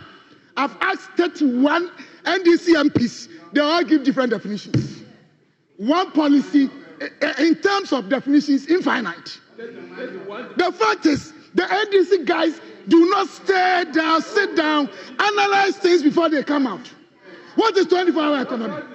They have no idea about what they want to do. Mr. Speaker, what we want to tell them is that Ghanaians, Ghanaians have regretted. Ghanaians is soon. And never prices of fuel. The 24-hour economy program is not a top-down model. It is decentralized. Each district will establish its own 24-hour implementation task force, housed within the district and municipal assemblies, and aligned with our local economic development policy. This decentralized approach will allow each region to define and lead its path of industrial transformation based on its natural comparative advantages. Ladies and gentlemen, this is no longer just a vision, it is a structured, sequenced, and inclusive plan, and its implementation is beginning. I've authorized the 24-hour Secretariat to begin detailed program design and investment packaging. The draft program document will be released publicly on Tuesday for broader consultation, and I will invite you to help us finalize it. We'll officially launch the 24-hour Plus program in July this year, most probably on Ghana's Republic Day, which is a symbolic day for a bold new national agenda. To guarantee institutional stability, I'm working with Parliament to establish the 24-hour Economy Secretariat as an independent authority, reporting directly to the President and backed by legislation. This will ensure strong coordination, investor confidence, and delivery continuity. One of its boldest proposals is the development of the Volta Lake Economic Corridor. This corridor, centered on the Volta Lake and the Volta Basin, will become a national production zone and logistics spine. The plan envisions cultivating over 2 million hectares of arable lakeside land, revitalizing the fisheries sector on the lake, and creating a chain of industrial parks that produce goods for domestic and regional markets. To support this corridor, the lake will be activated as a transport highway, moving food, people, and goods more efficiently than our congested roads allow us to do currently. New floating assets, lake ports, and long-term investment partnerships will be developed in coordination with the Volta River Authority and the private sector. We must move beyond just hydropower and unlock the broader economic potential of this beautiful national asset. But the Volta Lake Corridor is only part of the broader plan. The 24-hour economy program identifies priority value chains across all regions, and these include agro-processing, pharmaceuticals, textiles, light manufacturing, tourism, digital services, and the creative economy.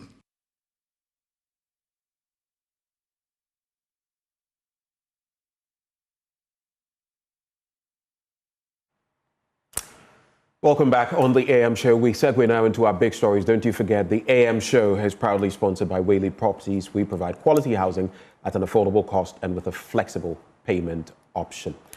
Now, after loads of criticism from the opposition on reneging on its promise, the government says it's set to roll out its much-touted 24-hour economy. That flagship program, which has been talking about, and it's slated for July with plans to decentralize this policy. We'll be hearing from the opposition now that the government is set to fulfill this ambitious campaign promise, which President John Mahama says will transform Ghana's economic structure through extended productivity and inclusive growth. Well, joining us for a conversation, we have the Ofonso Ayeribi, Member of Parliament. He's also ranking member on the Committee for Economy and Development in the person of Kojo Oponkroma. Good morning, sir. Morning, sir. How are you? Kojo, it's been a while. Last time I saw you down there, I said we would be having an interaction, and here we are. Good to have you. Here we are. It's my pleasure to be with you. Right. I'll cede to Sweetie, my colleague, to start off the conversation. Well, so, I mean, as at the time we are having this conversation, the 24-hour economy policy is still in the preparatory phase. You've been very critical of the policy. In fact, we just played your sound bites. We've heard that you're saying it lacks clarity in terms of details. How did the news come to you that in July they're going to launch some sort of comprehensive policy document? How did you receive that news? Better late than never. And the reason is that the 24-hour economy policy and program, and I think we should be very clear from the beginning, there's a policy framework, and if you hear the president properly, he says there's a plan. So the plan is what I call a program. So the 24-hour economic policy and plan or program is perhaps the major economic policy and program that this administration advertised to Ghanaians ahead of the election. You recall their manifesto launch with a clock there and the elaborate explanation that the whole idea was that it is the key to solving the unemployment challenge that we are facing as a country. And so there was a lot, and there still is a lot of expectation about this policy and program. And that's why the president, I think, first mentioned that the finance minister was going to bring it when he came for the budget in March. Then the finance minister came and said Mr. Guzitando, who is a coordinator, was going to bring it. Then Mr. Guzitando came for an informal briefing in Parliament and said he was going to finish work on it and bring it before Parliament rose from the first meeting. And then now we are being told that on the 1st of July, it will come out. So this is the fourth, may I say, promise about when the document will come out. And it's better late than never. How relevant are such documents? I make reference to it, for example, to Free SHS. It worked very well. It still is working. There were some handicaps or hiccups in there. But some people said that without a clear policy document, there were some niggling bits that became problematic. How crucial is a working document for something like the 24-hour economy? Let me start by saying that we have said that we'll be a constructive opposition. We're not here to just be poo-pooing everything the government does just because we're in opposition. We are going to bring to bear lessons that we have learned from governance, where we succeeded, where we didn't succeed. Now, when it comes to programs and policies of government, it is critical, it is seminal to ensure that the policy and program documents are tidied up and made available, in particular to Parliament, for a number of things.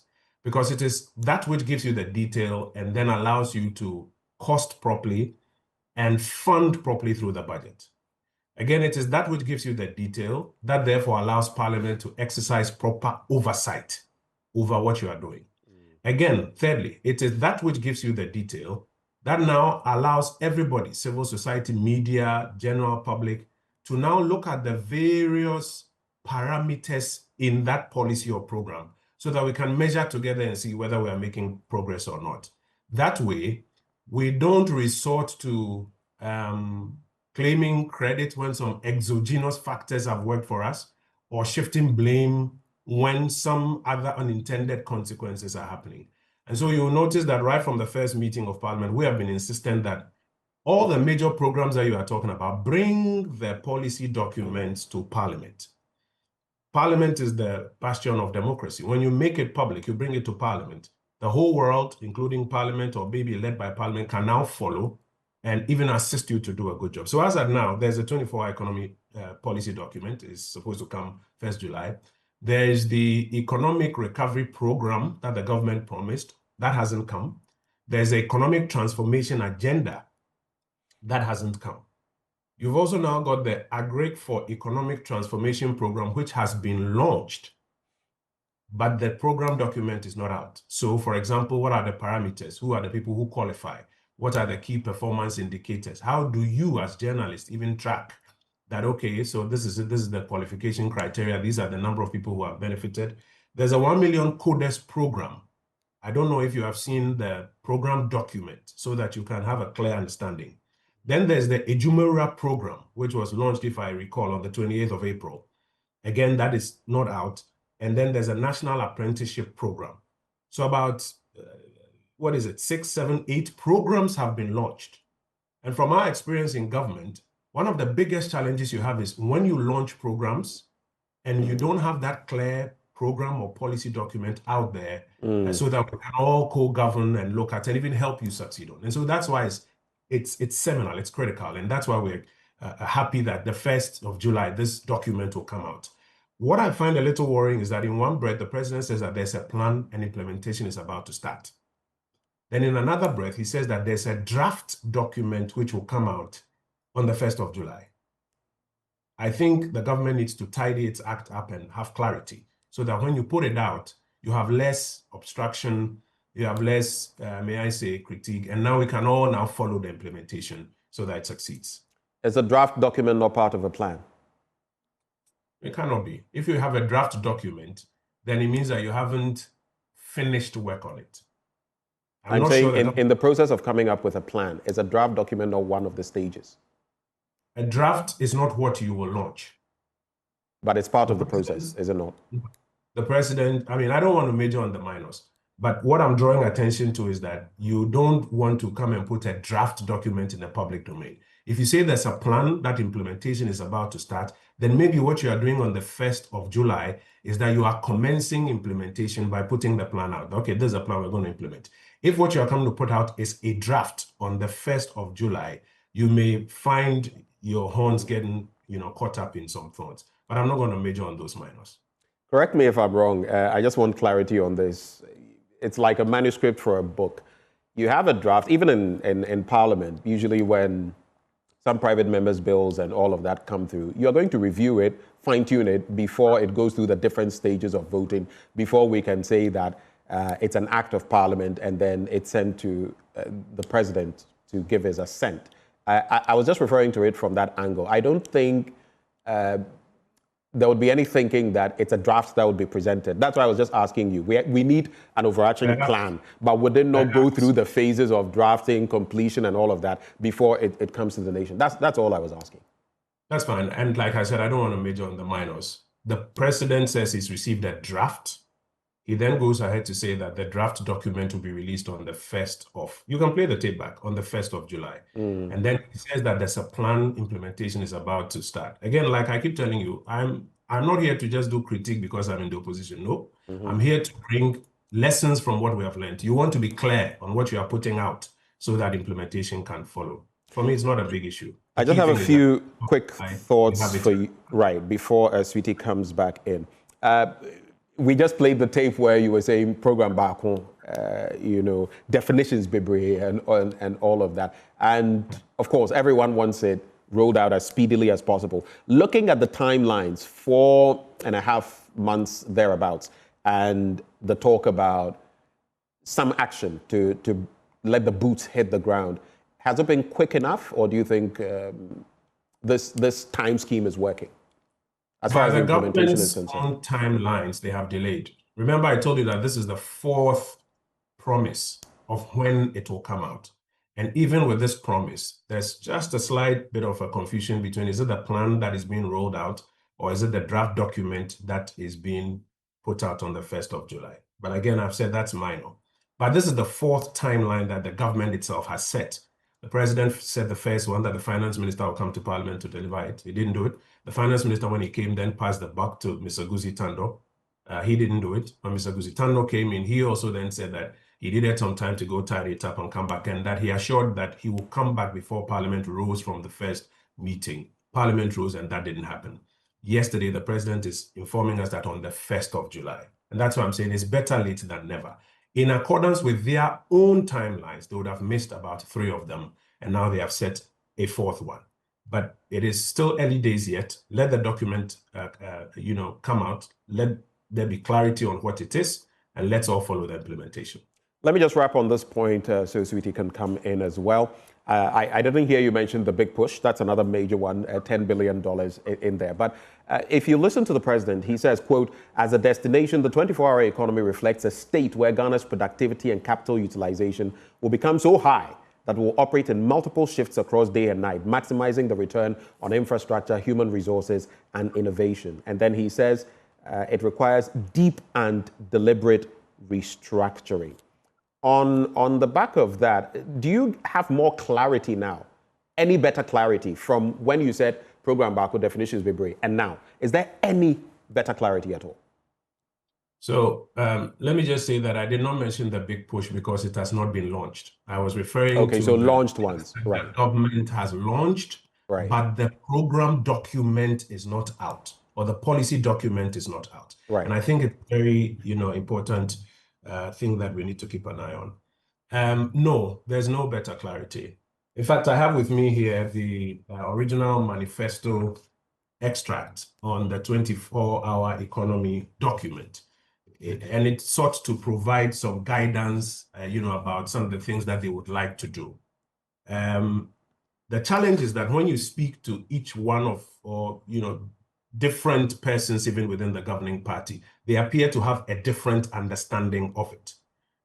And the president's words that he mouthed yesterday does not necessarily cure that.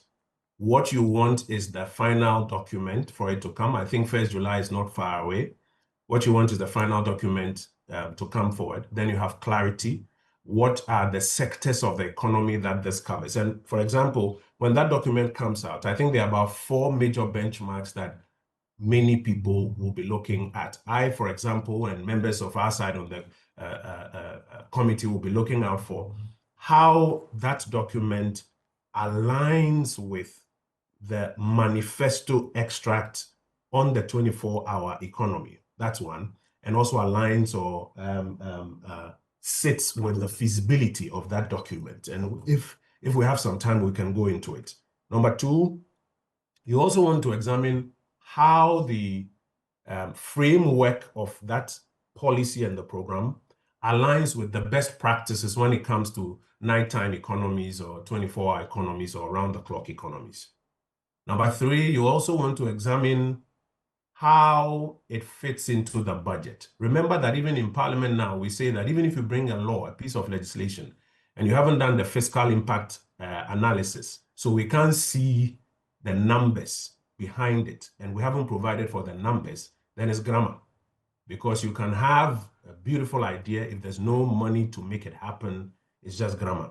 And then number 4, you also want to examine the effectiveness of the coordinating authority to make it happen. So no, there's no better clarity with the mouthing of more words. I think 1st July is not too far. Let it come. And let's have an opportunity to then do a deep dive into all of these parameters as we start the implementation.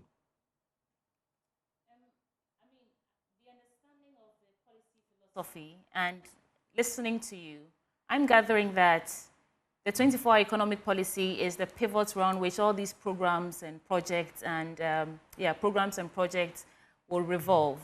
Are you saying that, do you see the sense in why they have to take their time? Because we know that there were some stakeholder consultations going on to ensure that whatever they eventually come up with is comprehensive enough so that they don't leave anything out of it. That's in response to you saying that it's too late, better late than never. Do you see the sense in them taking the time to actually put together a comprehensive policy framework or document? I did not set the timelines. They did. And you inquired from me whether I think it's delayed too much. And I'm saying that as compared to their own timelines, then they have delayed. If they hadn't set those timelines, somebody would probably say, well, then, it is in good time. But based on their own timelines, they have missed those timelines 4 times. They have delayed. But I'm saying that it's still better late than never. Now that the document is coming in, you now have an opportunity to understand in detail what it is they want to do, when they want to do it, what sort of resource it requires, what sort of output is supposed to generate, and then the impact it is supposed to make on productivity and jobs. Because this is a program and a policy that has been advertised to be the panacea to, in particular, our growth and jobs question from the NDC point of view. Also, in response to your earlier comment, no, I don't think that, and if I understood your question clearly, I don't know, but if I understood you clearly, no, I don't think that the earlier programs they have launched require the 24-hour economy policy or program before they can be executed or successful. I don't know if that's a question that you're asking, but those other programs... May I clarify? The policy is like the anchor where the other programs will operate around. You're talking about implementation, people who would be taking something you said, it just escaped me right now. But I'm saying that if they launch this policy framework, that's not like a program on its own. It's like the anchor for how the economy will be run. So it makes sense that, or does it make sense that they'll take their time, launch these ones, the Ejumarura and all these other programs, while they understand really how they can launch the anchor for all these other programs, the 24-hour economy policy? If I'm to follow your argument, then you are buttressing one of the arguments I made when we were debating the budget. Okay. That who builds the first floor when they haven't built the foundation? If indeed this is the anchor program, and remember we drew the attention of the government to the fact that they advertised three anchor pillars: the 24-hour economy program, the economic transformation agenda, and the economic recovery program. If you go into their manifesto, you'll find these three there. These three had not been delivered, yet they were proceeding to build a first floor of other programs. So if indeed, like you are suggesting, which is what I believe, the logic is that this is the anchor program, then this is the one, or these three are the ones that you need to put out there first. Then everyone else who is building their program will build it on this, your 24-hour economic program, or build it on your economic transformation agenda or your economic recovery program. What we've seen is the reverse, where these other programs have been launched. Again, we are yet to see the program document, who qualifies, what are the KPIs, what are the budgetary requirements, what are the outcomes, what is the impact. We're yet to see all of those ones. And then now, on the 1st of July, the 24-hour economy program, which is the supposedly the anchor, is now going to be launched. My view, a bit confused, but better late than never. Let it come, and now let's see if we can, find a way to reconcile all of these. All right, let me move away from the 24-hour economy and talk about the appreciation of the cedi. I had the chance to go to the market and interact with some everyday Ghanaians, and they say that, yes, the cedi is appreciating, but it doesn't really make so much difference. I want to believe that you interact with some Ghanaians also on a daily basis. What do you gather in terms of how we are faring right now as an economy? What do you gather on the back of the appreciation of the cedi? What's your assessment? Okay, so I think that those who say, like you are saying, those who say that, yes, it is appreciating, but there's not much of a difference, mostly are traders. Yeah. Who are arguing, and from our interaction with them, are arguing that a lot of the things that they are selling today, they bought it at an old rate, and so they will still have to sell at that old rate. And that if this appreciation is stabilized, then they can now buy new stock at this new rate and then proceed to pass it on to the everyday Ghanaian. That is the explanation that I have heard from the people that I have interacted with. And I think it brings to the fore the question of sustainability. What is going to be done to sustain this appreciation? I mean, I've heard quite a number of economists, and if I follow all the analysis so far, posture about 5 major reasons that account for the appreciation of the currency. But like I always say, no matter the explanation that you give, and I remember speaking, during the confirmation of my good friend, John Jinapo, that no matter the explanations that you give, the people have some expectation. What matters most is the expectation of the people. In the case of electricity, no matter the explanation that you give, what the people expect is that the lights stay on and the light bills don't go up. In the case of the currency, as I interact with people, what people are looking for is some sustained stability. And my mind goes to the first 100 days of the MPP administration. I don't know if you recall, when we had managed to get some stability over the currency, which was fast depreciating before we came to power. And we were even joking that we had put the currency in handcuffs and had given the keys to the IGP. I don't know if you recall that. Right. Once we started, for example, servicing external debts, paying contractors after we had audited the 7 billion arrears that we were being told of, we then also started having other external obligations to service. That initial stability waned to the point where by 2024, you saw the numbers and many people were not very pleased about it. So I think the most important thing that people are looking forward to is how we sustain this. And I think it's in that context that people are asking the question, so what is the plan to sustain it? I think the government has said the plan, or what has accounted for it so far, is good leadership. And they intend to continue with good leadership. The economists who have been speaking on your networks don't necessarily say good leadership. They point to about 5 things. The Trump effect, the gold reserves that have gone to about 30 billion now, the fact that we are yet to commence the payment of contractors, the fact that because of the debt exchange program, we are yet to service external debts, and then also the currency support from our gross external reserves. If I'm looking at the numbers properly, about $1 billion that has been put on the market now to support the currency. So the question that the government will have to answer, and we're hoping that as Parliament resumes and we invite the governor to our committee, is how they are going to sustain all of these, so that in the end it will translate into benefits for the everyday Ghanaian. All right, Benjamin. Kojo, so before I piggyback on the conversation on the city, let me just take you back briefly. In recent times, the president has spoken about, and we know about the vacuum when it comes to continuity of projects. He's spoken about realigning when it comes to the NDPC so that some of these will be more nationalistic rather than partisan, so that when you come, you have to follow through with these. I say that in respect of the 24-hour economy and then the proposal that it's going to help revamp industry at the regional level and trickle down across all the 16 regions. Are those positive ideas, though on paper we may not have something substantial to hold on to, are those positive mindsets that we could help shape our governance and economy? The problem with the president's submission, and let me point it out to you, forgive me. The problem with the president's submission is that in one breath, he says that these ideas should be grounded in the NDPC so that it has continuity.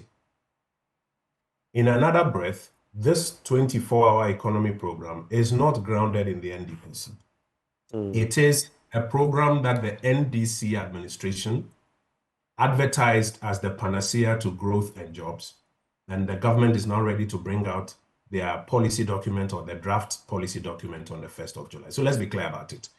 In one breath, the president is saying that it is better to ground these ones in the NDPC. That's not what they are doing. And yesterday he says he has received the draft and he's putting it out, and that they are going to put out what he calls an independent secretariat and back it with legislation. Eventually, if that is done, would that be the right step? I'll come to that. I don't like us to gloss over things. I want us to be a bit clinical. So we must understand clearly that what the president is saying is not what he's doing. That's one. Number two, this is the same thing the MPP government did with a one district, one factory program aimed at boosting industrial activity, growth, and jobs. And of course, that was not grounded in the NDPC. That was also grounded in a secretariat, which was supposed to see to its implementation. And we saw a certain extent of its implementation and its impact. So what the NDC wants to do with the 24-hour economy and what the MPP did with the 1D, 1F program are similar in terms of approach. A political group, a conservative group, conceptualizes how it wants to boost industrial activity and set up a secretariat to execute it. And that is the same thing the NDC is doing. They have a 24-hour economy program. They're going to set up a secretariat to go ahead and do it. So let's be clear.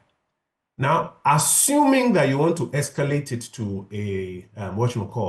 an NDPC program, which will fit into, let's say, a national medium-term economic program.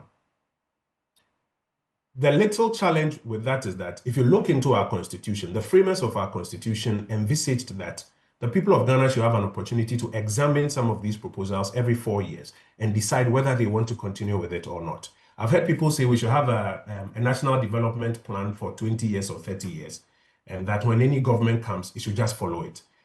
The risk of that is that then you deny the people an opportunity and you deny the political parties an opportunity to reflect and to make proposals that can sometimes even pivot. Let us assume that some of the activities that our administration was executing in the last 4 years, which in the assessment of Ghanaians did not meet their expectation and therefore voted us out of power. Assuming that is cast in stone for the next 10, 15 years, what would our verdict be? So I think that you need to allow governments the opportunity and political parties the opportunity to reflect and make these pivots and adjustments as we go along. It is rather the political class that should develop the conventions that what is good, in accordance with the directive principles of state policy in the Constitution, what is good must be continued. So that you don't dismantle everything because there's a new government and try to pivot away. And then also at the same time say that, but it should be cast under the NDPC. No, let's allow it. But also, the political group should be able to allow some things to continue.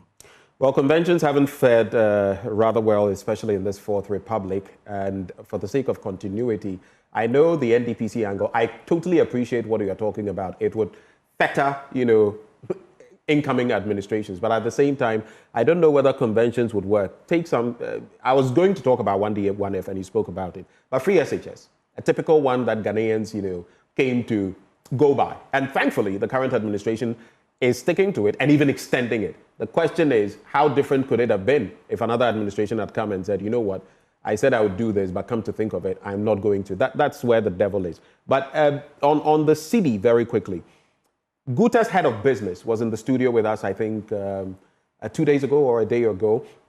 And he gave a list of items from oil to everything in between that had reduced by the gallon, by the crate, and all of that on the back of the city's appreciation, according to him. My question, do you think, on the back of that example you gave about the first 100+ days of the NPP, do you think the city is going to flag at some point? Are you optimistic or pessimistic?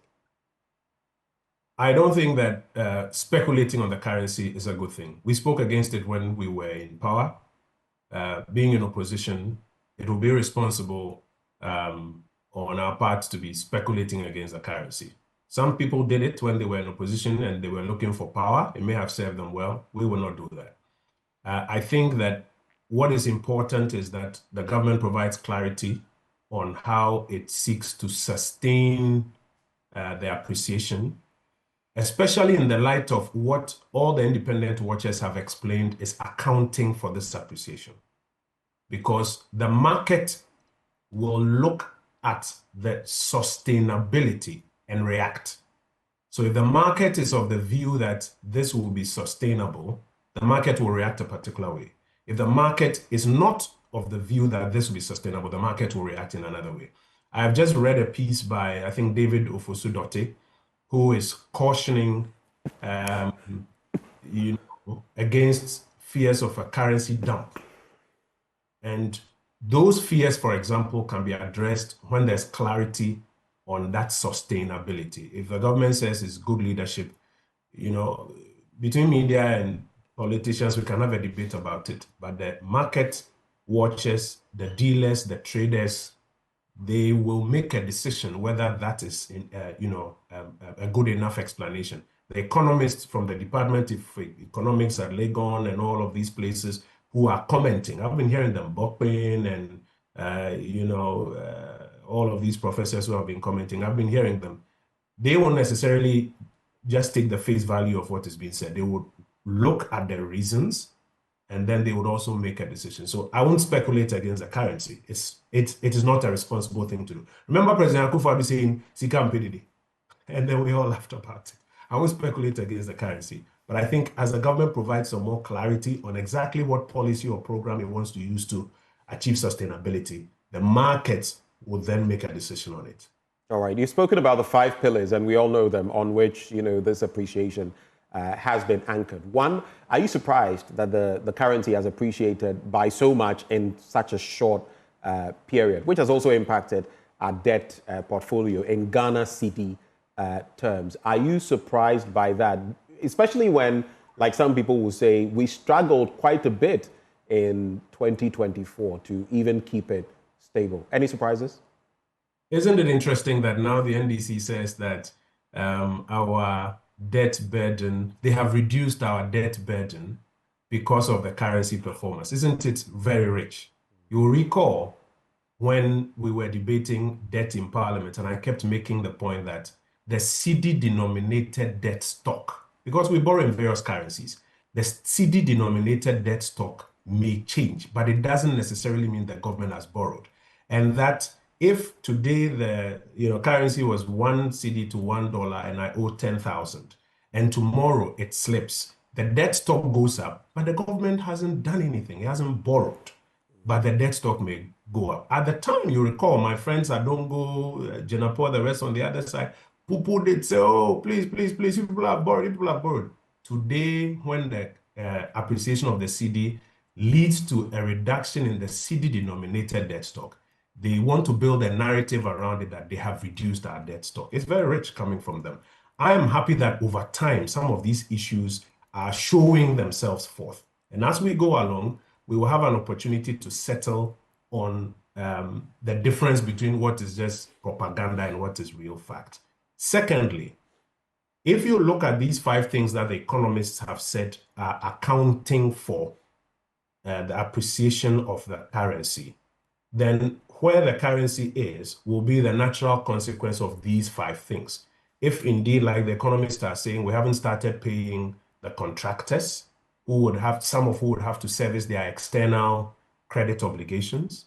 If indeed, like the economists are saying, and that is a matter of fact, we haven't started servicing our external debt. I'm reading that I think Afrexim is asking that we honor our obligation of about $750 million.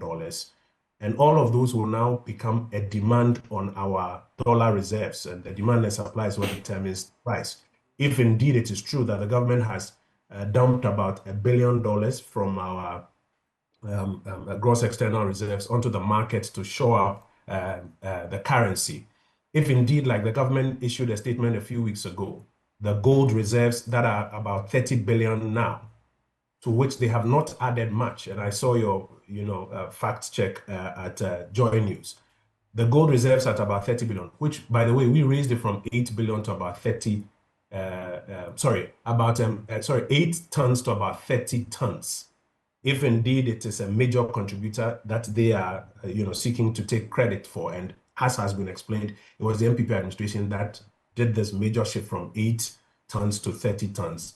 Then where the currency is will be a natural consequence of these things. The most important thing, Akako, is what is the strategy to assure sustainability so that the markets will not shift either way that we don't want it to go. Sweetie will come in shortly. Let me just give you my final question on the CD.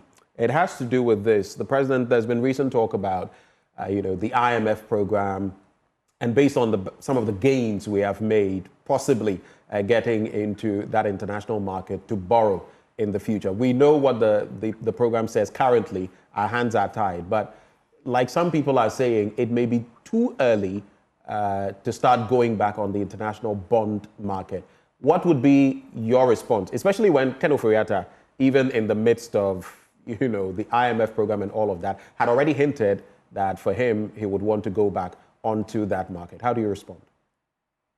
I think that we should keep our eye on our debt targets. Part of the challenge that we have in economic management is the challenge of hidden debt. In fact, I just returned from the IMF a few weeks ago on a conference on hidden debt.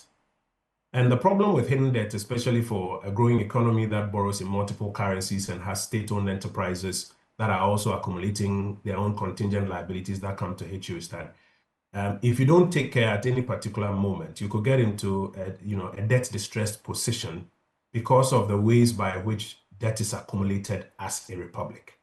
And so it is important that, A, when you have set yourself a clear debt target, and in this case, I think the target we've set for ourselves is about, if I follow the amendments that have been done, it's about 65% of GDP. When you have set yourself that clear target, you also make room for the unintended elements of debt accumulation. The hidden debts that are coming from the state-owned enterprise. You've been hearing the energy minister, go on and on and on about he's found some debt here, he's found some debt here, he's found some debt here. You've been hearing the finance minister.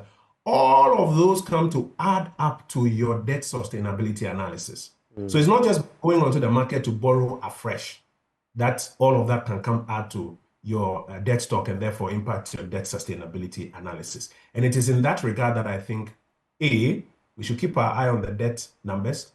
B, we should have a more comprehensive framework that does some regular debt analysis so that all sorts of hidden debt can be brought into it. Because today you could be sitting on 65% debt to GDP and you are happy. You did not know, or you do not know, that there's a 2 billion hiding here, 3 billion hiding here. So you may want to go to the market to ease your immediate liquidity pressure by going to pick another 200 million, 300 million. And by the time it all comes together, you've gone way beyond your limit. So 2 things, keep an eye on the numbers, but B, Ghana needs a more comprehensive, a more robust debt reporting framework. Today, the same person who prepares the debt request instruments, the same person does the debt analysis, the same person goes onto the market to borrow, and the same person reports on debt. By the way, the annual debt report for 2024, which should have been presented by the finance minister in Parliament now, has still not been presented. But that's an aside.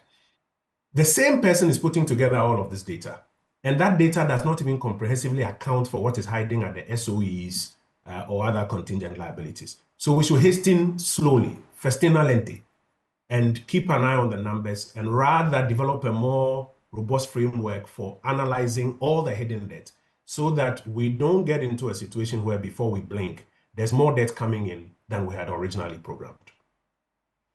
So while we wrap up on the conversation, I want to get your thoughts on this. I know that your obligations as the opposition parties to scrutinize policies and actions, demand transparency and clarity like you're doing, but also propose credible alternatives. So that's true. If you were if you were in power, but you are not, what would you do differently with the approach of the government with the 24-hour economy and how we are seeing the appreciation of the cedi? What would you do differently? If they could pick your thoughts on that. Well, to ensure that, A, the policy and the program that they want to roll out is in consonance with global best practices for what they call nighttime economies or round-the-clock economies. You see, the 24-hour economy or the nighttime economy or round-the-clock economies is mostly demand-driven. If you study the history from the end of the Second World War to the 1970s, when a lot of nightlife activity in Europe and the UK, to the 80s and 90s, when now even restrictions on hours of work, etc., were now removed, it is mostly demand-led. So one of the best practices is to ensure that you are stimulating demand, because no businessman will just produce and store because you have said that you are running a 24-hour economy. So he will open his factory 24 hours to produce when there's no demand for it. So there has to be a clear demand stimulation component. If that is missing, in my view, respectfully, that becomes a deal breaker, because then you will lead producers to produce, but there will not be demand for it. The industries where there's a lot of demand, and I think this morning, Suti, as I was following your submissions, one of your panelists made the point that already there are businesses that are operating 24 hours. Why? Right. Because there's demand for it.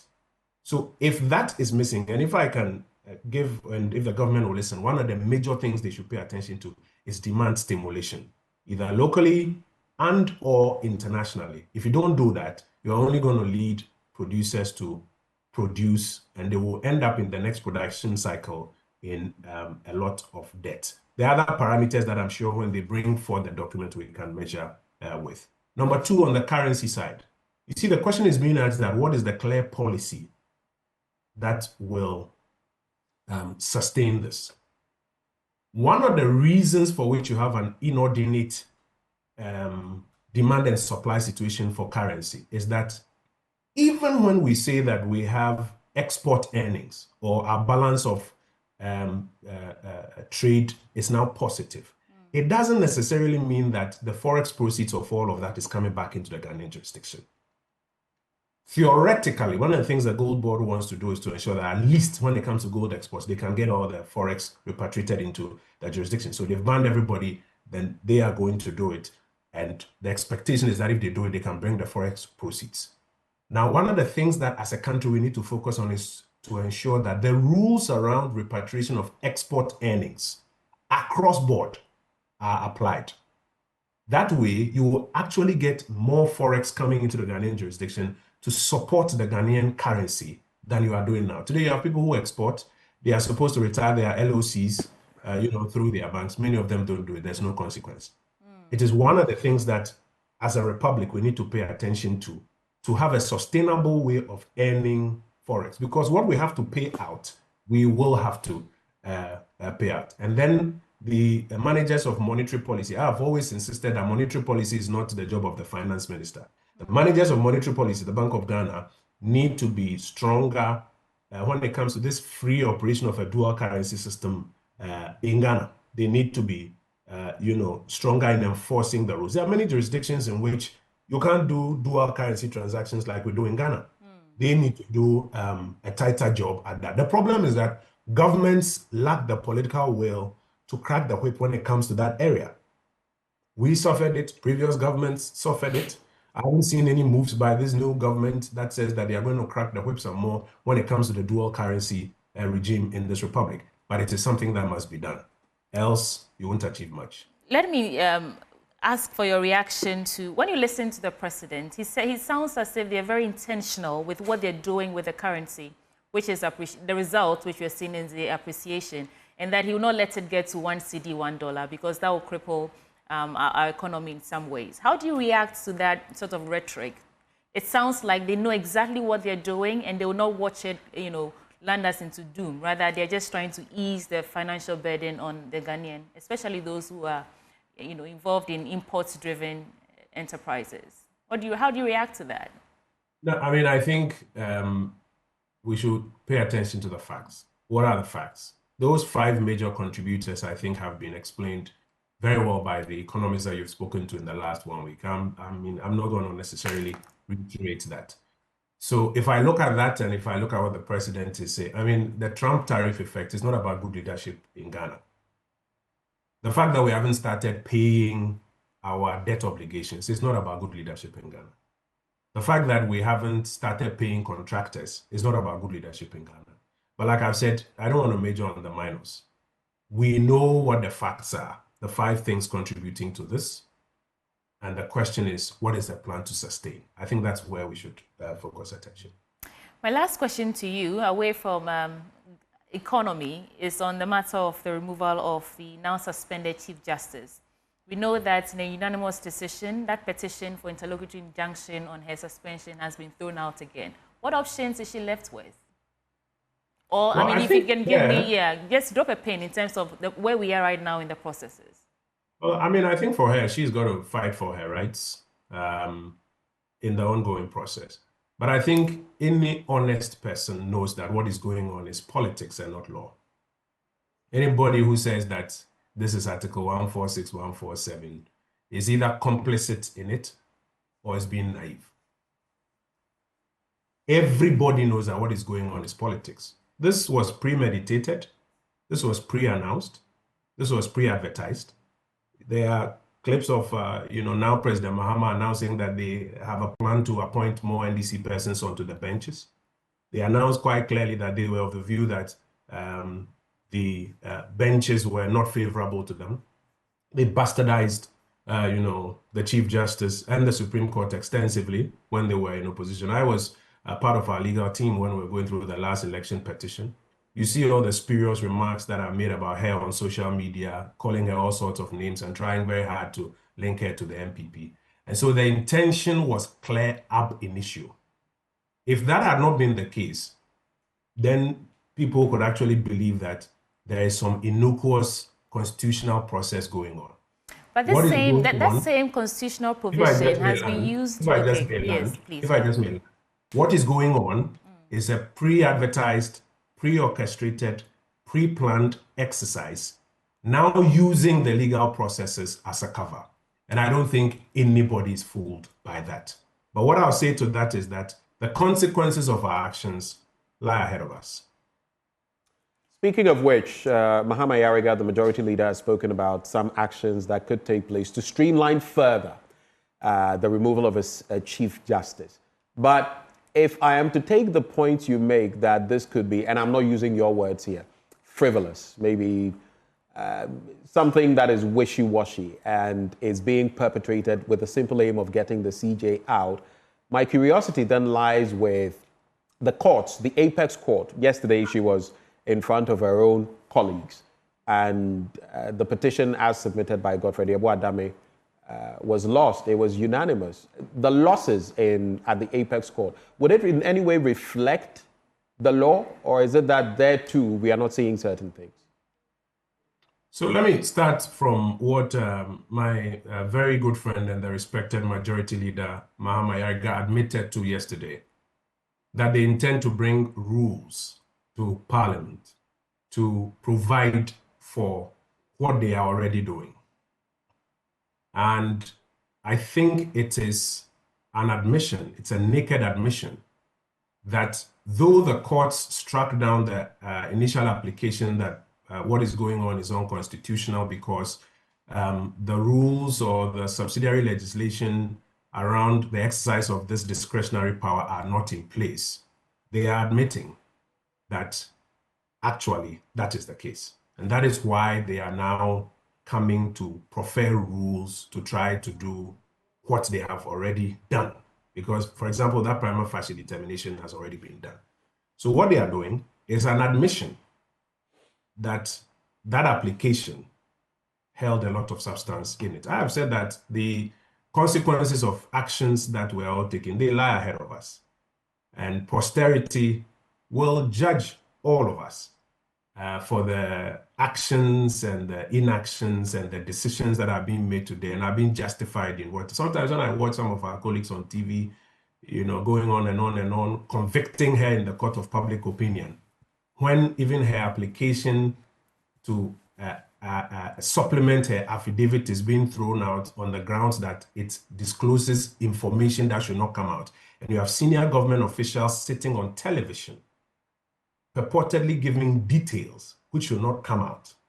You can see the double standards in it. And you can see the premeditated exercise at play. And that's why I've said anybody who is pretending that this is just an operation of Article 146 or 147, in my respected and humble opinion, is either complicit or is being naive in this, because everybody knows what is your side also being political then? Some have suggested that your support and Godfrey Adama representing her. In fact, I don't know whether it's Justice Tanko yesterday making mention of the fact, reminding the former AG that he had heard him on radio, you know, talking about some of the vexed matters that are in court, and the former AG now saying that, he was on our network and someone misled him and he said certain things. I don't know what your thinking is on that. But maybe we should then just segue into the Wontumi case, which is where we're going to wrap it up.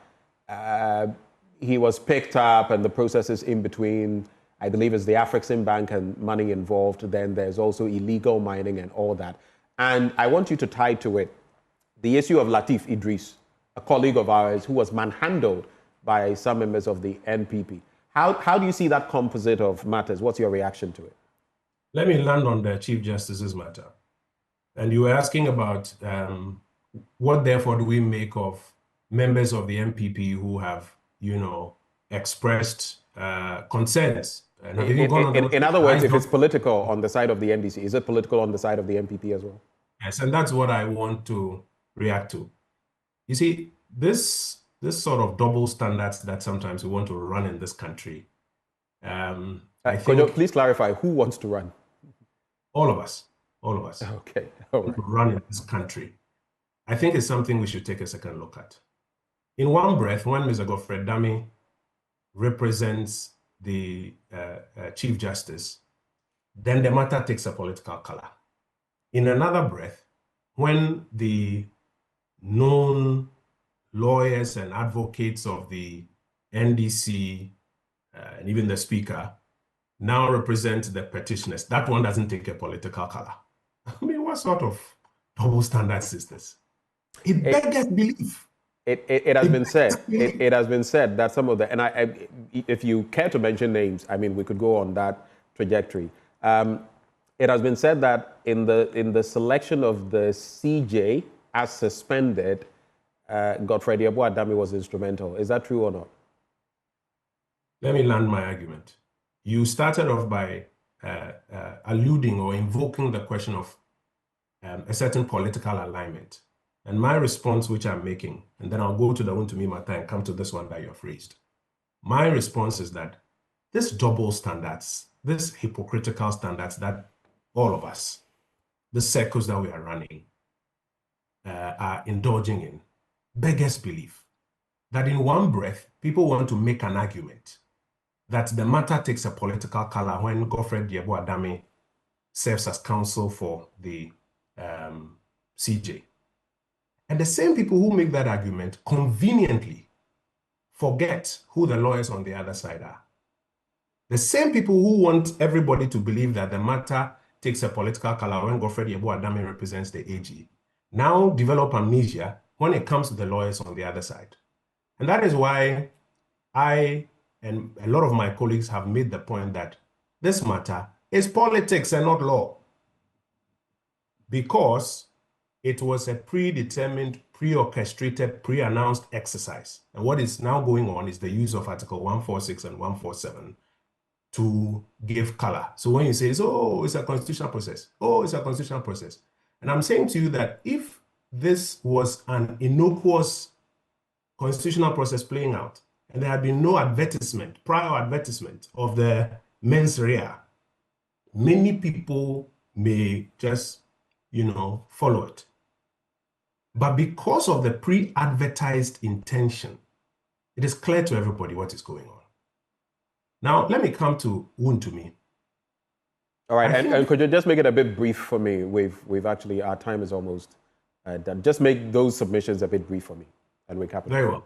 I think, as has been mentioned, especially by the immediate past former vice president, it is very important that people's constitutional rights are upheld. You may not like somebody, but you should be the first to speak in defense of his constitutional rights, because if those rights are trampled upon, and we establish a culture of trampling upon those rights, tomorrow your rights could be trampled upon too. Here's a person who had been invited by the police CID, had attended, had been granted bail, and was participating in a police CID investigation. And when he was discharged for the day to return the following day, then you had this rumble style. I watched the video of one journalist who was reporting about how the arrest took place and how Mr. Wontumi was physically assaulted by the people who arrested him. Here's somebody who is not a flight risk in any way, somebody who is already cooperating with investigative bodies. And then you have this Rambo-style pickup and then an attempt to keep him in the cooler and deny him bail for a number of days. Everybody understands what is going on. And I'll end with this. Sometimes when parties win power with an overwhelming majority, there's so much goodwill that you feel you can get away with everything. Remember, the MPP had over like 1 million votes unprecedented in 2016. 800,000. Yeah.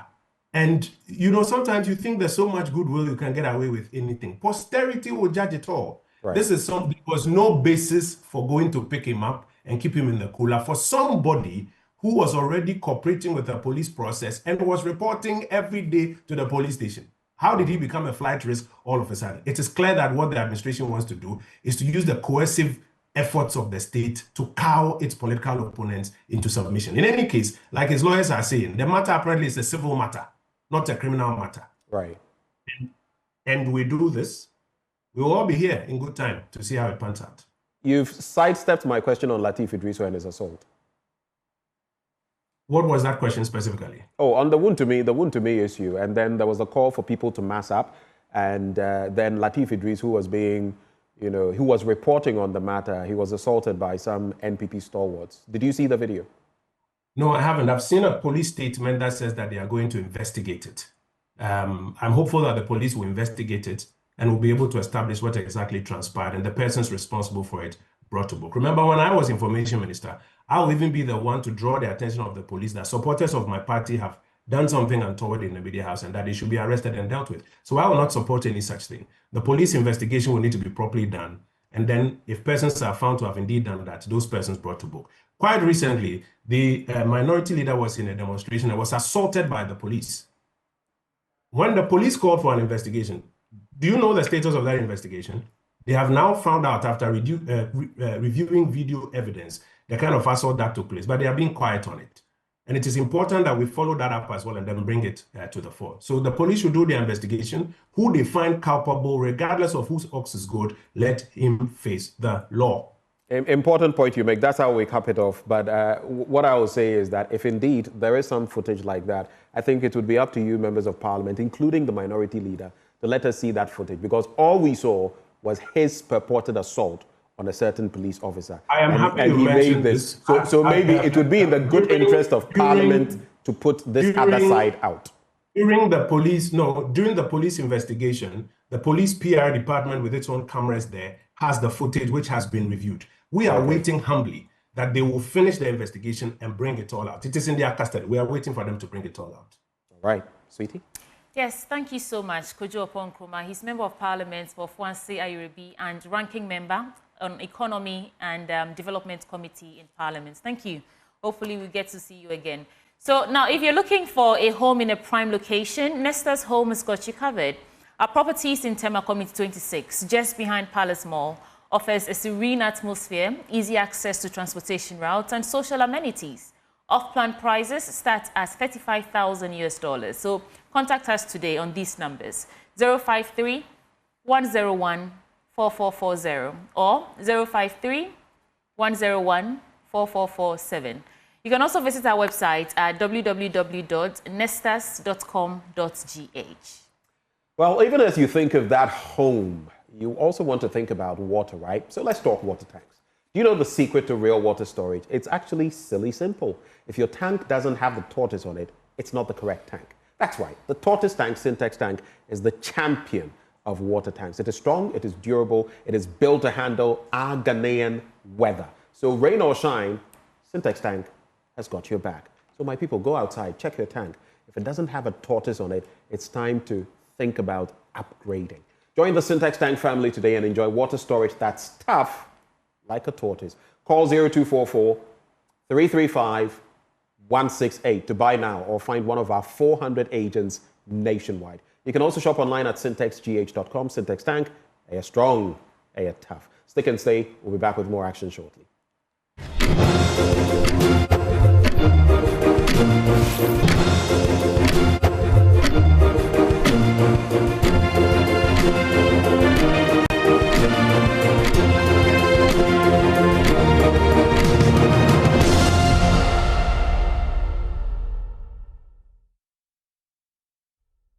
It's time for us to bring you AM Business, and Deloitte Ghana Country Managing Partner Daniel Kojo Owusu is calling for an extension of the IMF program. This, he said, is needed to stabilize the current economic recovery. James Eshen has a wrap of the 9th CEO Summit in Accra in the following report. According to Deloitte Ghana, extending the IMF program would provide the government with vital fiscal space to implement reforms, stabilize the economy, and attract increased investment. So what we have noted is that as a country, we've been reckless when the IMF is not in the room. So what we're saying is that we've seen with the IMF program, there's a lot of confidence in the system, and we've seen that has brought a lot of positive into the system. And it's part of all the things that we are seeing. So for us, we are not saying that IMF should completely take over. What we are saying is that where we are, we need to solidify it. We need to ensure that we have a full grounding before we can decide to do the thing. So that's what we are asking, if the government can consider a year or two more so that we can consolidate the gains that we have talked so far. That's all that we are asking, that because it is good, it has brought us to what we are seeing now, why not? A year more will not break anything. So that's what we are asking. Not that IMF should stay forever, but we think that a year or two more will keep us in check, and when the fundamentals are positive and everything's working, we can take that decision.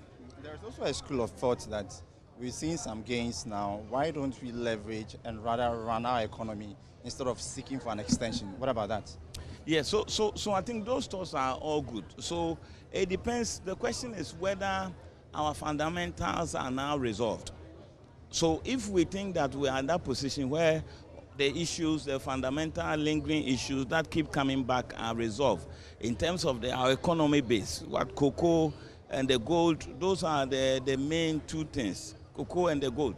And the prices can keep going up and down. If we think that we've got the structure right, then we are happy, we move forward. But we think that we need to take our time. We've started to see some groundwork coming up. And we think that a bit more time, and we are talking a very, very short term, a year or two more, and then we are okay that we can move on. But again, at the end of the day, the government see more than we can see, and we are only calling the government to consider. Chief Executive of MTN Ghana, Stephen Blewett, announced plans to scale up the company's investment in Ghana. It's not like, do you remember the days we had 2G, just voice, or 3G?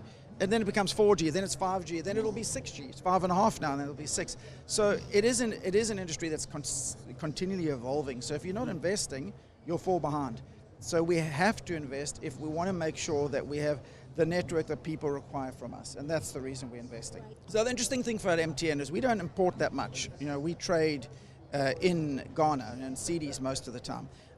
But I think the good thing about a positive CD shift is it shows a shift in the economy in the right direction. When the CD shifts, the inflation drops, and then cost of living drops for everyone.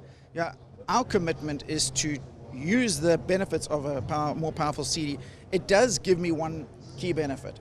It allows me to invest more in the network. He also said the campaign is actively engaging with the government to address the high cost of data in the country. I think with data, we're going to consistently look, and I'm chatting to the minister about that, about what we can do to be more efficient with our data offerings. Now, when it comes to data, there are some intrinsic costs that we can do nothing about. They're built into the thing.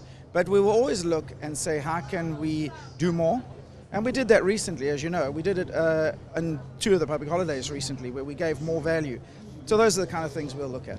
It's not like, do you remember the days we had 2G, just voice, or 3G, and then it becomes 4G, then it's 5G, then it'll be 6G. It's 5.5 now, and then it'll be 6. So it is an industry that's continually evolving. So if you're not investing, you'll fall behind. So we have to invest if we want to make sure that we have the network that people require from us, and that's the reason we're investing. So the interesting thing for MTN is we don't import that much. You know, we trade in Ghana and cedis most of the time. But I think the good thing about a positive CD shift is it shows a shift in the economy in the right direction. When the CD shifts, the inflation drops, and then cost of living drops for everyone. Yeah, our commitment is to use the benefits of a more powerful CD. It does give me one key benefit. It allows me to invest more in the network. Governor of the Bank of Ghana, Dr. Johnson Esiama, at the 9th Ghana CEO Summit has been speaking with respect to inflation. He's been saying government and also the central bank intends to work assiduously to address challenges affecting inflation. He's also been cautioning Ghanaians to transact business in cedi and not any other foreign currency. But let me emphasize that the cedi, our cedi, remains the only legal tender in Ghana. And I put that in capital letters. The cedi is the only legal tender in Ghana. And as businesses, we must ensure that transactions going forward are conducted in our local currency. President John Mahama has also been speaking at the Ghana CEO Summit, and he's also been speaking with respect to building reserves that could withstand other global shocks or future unforeseen circumstances. He's also been talking about some 8 key pillars to reset Ghana's economy. He's been talking about government ensuring some fiscal discipline and also making sure that government resolve some of the challenges affecting Ghana's economy. Let me take the opportunity to commend those of you who have responded to the cedi's appreciation by reducing prices of your products and services, and thereby passing some of the relief from the hardship to Ghanaians. For those of you who have not responded yet, please pass on some of the cedi appreciation to Ghanaians.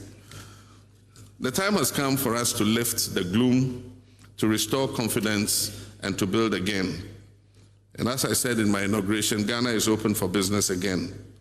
Let this summit mark the beginning of a new compact between the public and private sectors, a compact of mutual accountability, shared risks, and shared rewards. President John Mahama announced plans to engage businesses twice a year. The move is part of plans to ensure that there is an open door policy to address concerns that affect businesses in the country. He also appealed to more businesses to respond to the cedi's sharp appreciation against the dollar by reducing their prices.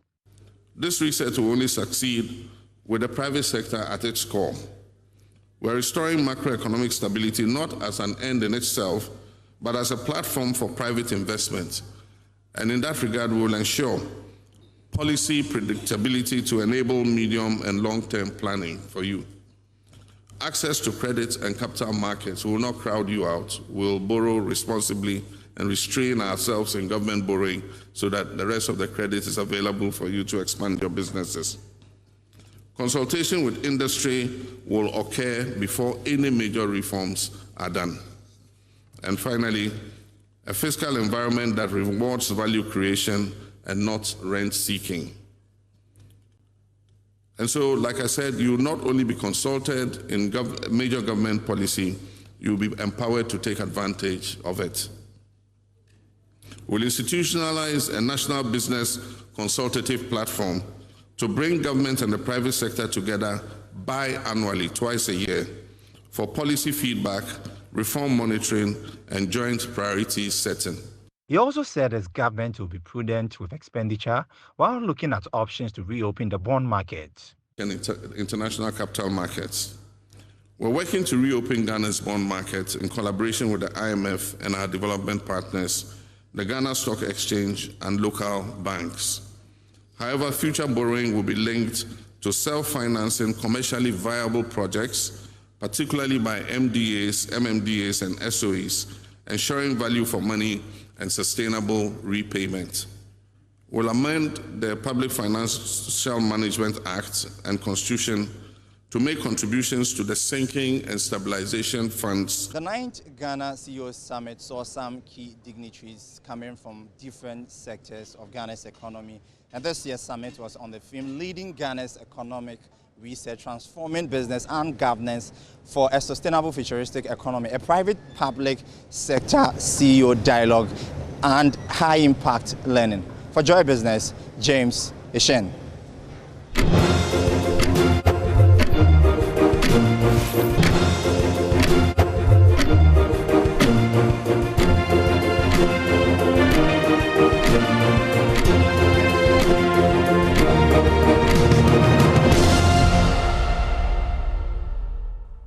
The AM show is sponsored by Waylead Properties. We provide quality housing at an affordable cost and with flexible payment options. Now let's talk about the 2025 Inter-School Reading Quiz coming from Pebicaps. In the studio with me this morning, we have Kezia Agbenyega. He's Head of Content and Programs, and Albright Quest, Operations Associate of Pebicaps.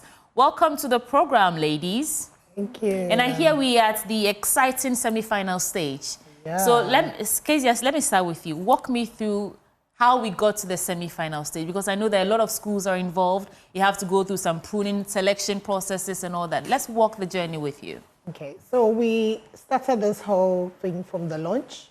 That was in September 2024, and then we opened our portals up for the qualification stage. So about over 100 schools joined the qualification stage and read. And then we had to go into, after the qualification stage closed, we looked at the leaderboard and selected the top 50 schools. Okay. The top 50 schools went into a verification stage, which is kind of a justify your inclusion in the contest. So they were supposed to justify that they had really read. It's not mommy or daddy who read the books or a teacher who read the books, but the children really read and qualified to participate in the contest. This verification stage started from Accra, took us literally around the whole country, verifying children all the way to Tamale, Navrongo, Wa. You have indeed toured the country. Oh, yes, we have. Okay. Then we pruned that list down to 32 schools. So the top 32 schools from the qualification stage, the verification stage, moved on to the round of 32. From the round of 32, 16 schools dropped out and 16 schools moved on to the round of 16. From the round of 16, 8 schools dropped out and 8 schools moved to the round of 8 or quarterfinals. And in the quarterfinals, 4 schools have dropped and now we are heading to the semis. Wow. And then the finals. So selection, round of 32, round of 16, round of 8, round of 4, and that's where we are now. That's where going we are to now. the final. So Albright, I mean, let me focus on the round of 32 and 16, because that's where you had a lot of participants or competitors. How did that pan out? Were there any surprising moments, upset moments, great performances? We want to lift the competition with you so we can enjoy the semi-finals even more. Okay, so from the beginning, the CAPs have been very exceptional. they actually wow us every single time. So it's just like the best wins because everyone is bringing, or everyone brought their A game for the round of 32 and 16. Yes, they were surprised. There were some ties. Someone had, some schools just had 0.5 over the other to move to the next round. And it was just I can't awesome. imagine that, 0.5. Yes. Just awesome to watch that. You know, just imagine being passed just by point. Yeah. Yes, to move to the next round. Yes, so it's been awesome watching them. Yes, we've had surprises, but then these children always surprise us every time. So we are just moving along with them as they progress through the competition. Okay. And I mean, once we are here in semi-finals, it means there's obviously going to be a grand finale. Yes. What's at stake here? What are they fight? What are these Pebby Cups fighting for? And then we'll circle back to the competition where we can watch and all that. But what's in the grand prize? Well, an educational trip to Dubai. Dubai? Yes. Yes, that is the awesome prize that everyone is trying to get. Okay. That's it? Okay. We have you have some other things? Yes. There are other prizes aside it. the educational trip to Dubai. They get free subscription on the Pebby Cups platform. They get to read for free for 3 months. They get some goodies to take home. They get some cash prizes as well. Yes. Okay, so, I mean, which schools are in the semi-finals now? So we have Alpha Beta Educational Center. We have... That's in Dansoman, right? Yes, that's in Dansoman. Okay, I know Alpha Beta. We have Divine Montessori coming all the way from Sunyani. Okay. We have Prospect International School. And then we have Dansoman Cluster B School, which is a public school. You have 2 schools from Dansoman. Yes. Shout out to my Dansoman people. DC. Okay. Yes. What is the cutoff age in terms of those in the semi-finals right now? Who's the oldest? Who's the youngest? I haven't checked, so I can't say for sure. But then they range between 12 and 8. That's the age range. Okay. I know that it's not easy doing what you do, and most times it gets easier when you have the support of parents and teachers. Let's use this platform to educate them on why it's important for them to push their wards into competitions like this. So I'm asking you to expatiate or expand on the benefits of joining the competition, or even just viewing and watching along with those who are actually in the competition.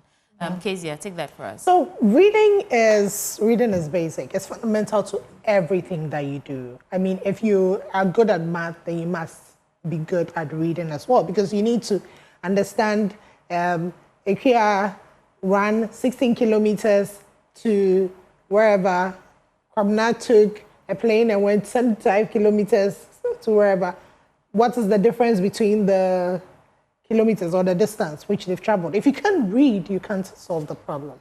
Would it be an accurate statement if I reversed what you just said, that if you can solve maths, you should be able to read as well? Yes. Can you say that if you can read, you should be able to solve mathematics? Not exactly.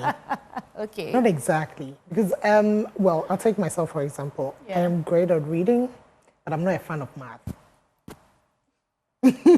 I'm not a fan of math. both. Yes. But as long as I can read the question, I would understand the question and I would be able to attempt to answer the question. Okay. I believe it's because I'm able to read. I have never failed a math exam, as much as I don't like it. But I believe because I'm able to answer the questions, read and understand the questions, that is why I've been able to sail through mathematics. Of course, because reading increases your cognitive skills, Exactly. it opens your exposure, even helps you understand basic arithmetic. Yes, and reading goes beyond even basic arithmetic. It helps you get social and emotional learning skills, how to interact with people, how to interact with the world. So books are mirrors, windows, and doors. They lead you to places, they open windows to places that you may never get the opportunity to go, and then you're able to see yourself reflect in the books you read as well. So what can, you know, I love what you're just saying. I'm currently reading a book, The Chronicles of the Happiest People on Earth by Wole Soyinka. It's this big. Yeah, and I know that one. You know that one? Yes. Yeah, I love the book. Yes. Every chapter is a different story. You get to travel everywhere in the world. Exactly. Anyway, so what can parents and teachers really do to help your cause? Albright. So we just need their support. Just encourage your CAPs to read at home. Sign them up on our platform. We have a platform, not necessarily the quiz. We have a general website where we onboard children, we give them special accounts, and in those accounts, they have access to thousands of books, and every book has quizzes attached. So your cab is not only reading, they are reading to understand, because you need to take the quiz attached to the book. Yes, and then you earn points, and the points is what gets them going, because everyone wants to go and tell mommy that I've read a book on Pebby Caps and then I've earned 150 points, I've earned this point, and then we reward them according to the points as well. We don't just let them read and read and then that's it, yes, because we want to keep them going. We want to entice them with this reward so that they keep the reading going. It's a good strategy. Yes, so positive reinforcement. Yes, just need the... I'm a teacher. I went to teach training college, not training college, education school. So yeah. So tell me, when can we watch the semi-finals? When is it happening so we can follow you? Albright, and then I'll come back to you, Kezia. Okay, so the semi-finals is actually tomorrow. Okay. Yes, so you can watch us live, and also you can come in your numbers to the Christ Church, the Anglican Church at the University of Ghana campus to support us. Yes. So that's what we want you to do. You can watch us live or then come in your numbers. We need the support, yes, because it gives the morale to the cab. Yes. Yes. Yes. So we actually need the support. So let's give out the details again. Tomorrow at 9, or what time? We are starting at 11. At 11 a.m. Venue? The Christ Church, the Christ Anglican Church. Okay, University the Christ of Ghana. Anglican Church, University of Ghana, at 11 a.m. Go and support the Pebby Cups. Do you have any partners or sponsors you would like to acknowledge? Yes, Kezia? definitely. We are doing this in partnership with the Ghana Commission for UNESCO, and we want to say we are grateful to them. Also, as part of the MasterCard EdTech Fellowship, we're able to extend the quiz to literally every region in the country, and we are grateful for that as well. And we would also want to say thank you to Hotel Felade for supporting us with accommodation, Trainer Coats and Gowns, 97 Bakes IT Consortium, and Pebby Executive Leadership Education, and multimedia. Of course, I was waiting for you to say multimedia. We couldn't have done this without you. We are so grateful to you for your support. Kezia and Albright, I wish you the very best, and may the odds be in the favor of whoever emerges winner. Kezia Agbenyega is Head of Content and Programs of Pebby Cups, and Albright Quest is Operations Associate of Pebby Cups, and they are the organizers of the Inter-School Reading Quiz. Join them tomorrow for the semi-finals for all the action. Thank you. All the best. Now, let's get ready for the 7th Ghana Football Awards. Join us on the 14th of June at the Palms Convention Center for a night of excitement, glamour, and celebration of Ghana's finest football stars. Let's unite the nation once again through football. Ghana Football Awards is a Football Impact Africa initiative powered by Activate 360 and proudly supported by the Multimedia Group and AE Mediacom. Ghana Football Awards celebrating the stars of our passion. Also, if you're ready to dream, dare, and deliver in the world of IT, then look no further than Jackson Institute of Technology. It is the only NIIT authorized training center in Ghana. At JIT, we provide world-class IT training for individuals and corporate organizations, equipping you with industry-relevant skills in software development, cybersecurity, networking, cloud computing, artificial intelligence, digital marketing, and many more. In addition, we offer globally recognized certifications, practical job-ready training, and flexible hybrid learning options, which allows you to study either online or on-site. Our expert instructors ensure hands-on learning experiences that prepare you for success in today's digital world. And we are conveniently located on the Ring Road near Circle, in the heart of Accra's Central Business District. And in Kumasi, you can find us at Jackson Educational Complex headquarters at Ayediase near KNUST. JIT provides easy access for students and corporate clients, and our state-of-the-art auditorium is available to you for your corporate events, seminars, and training centers. Give us a call or send us a WhatsApp on these numbers, 0596 996 037 or 0596 996 038 or 0552 714 635. You can also visit our website at www.jit.edu.gh. JIT, your gateway to a thriving IT career. We'll take a break. When we return, there's more to come on the AM show.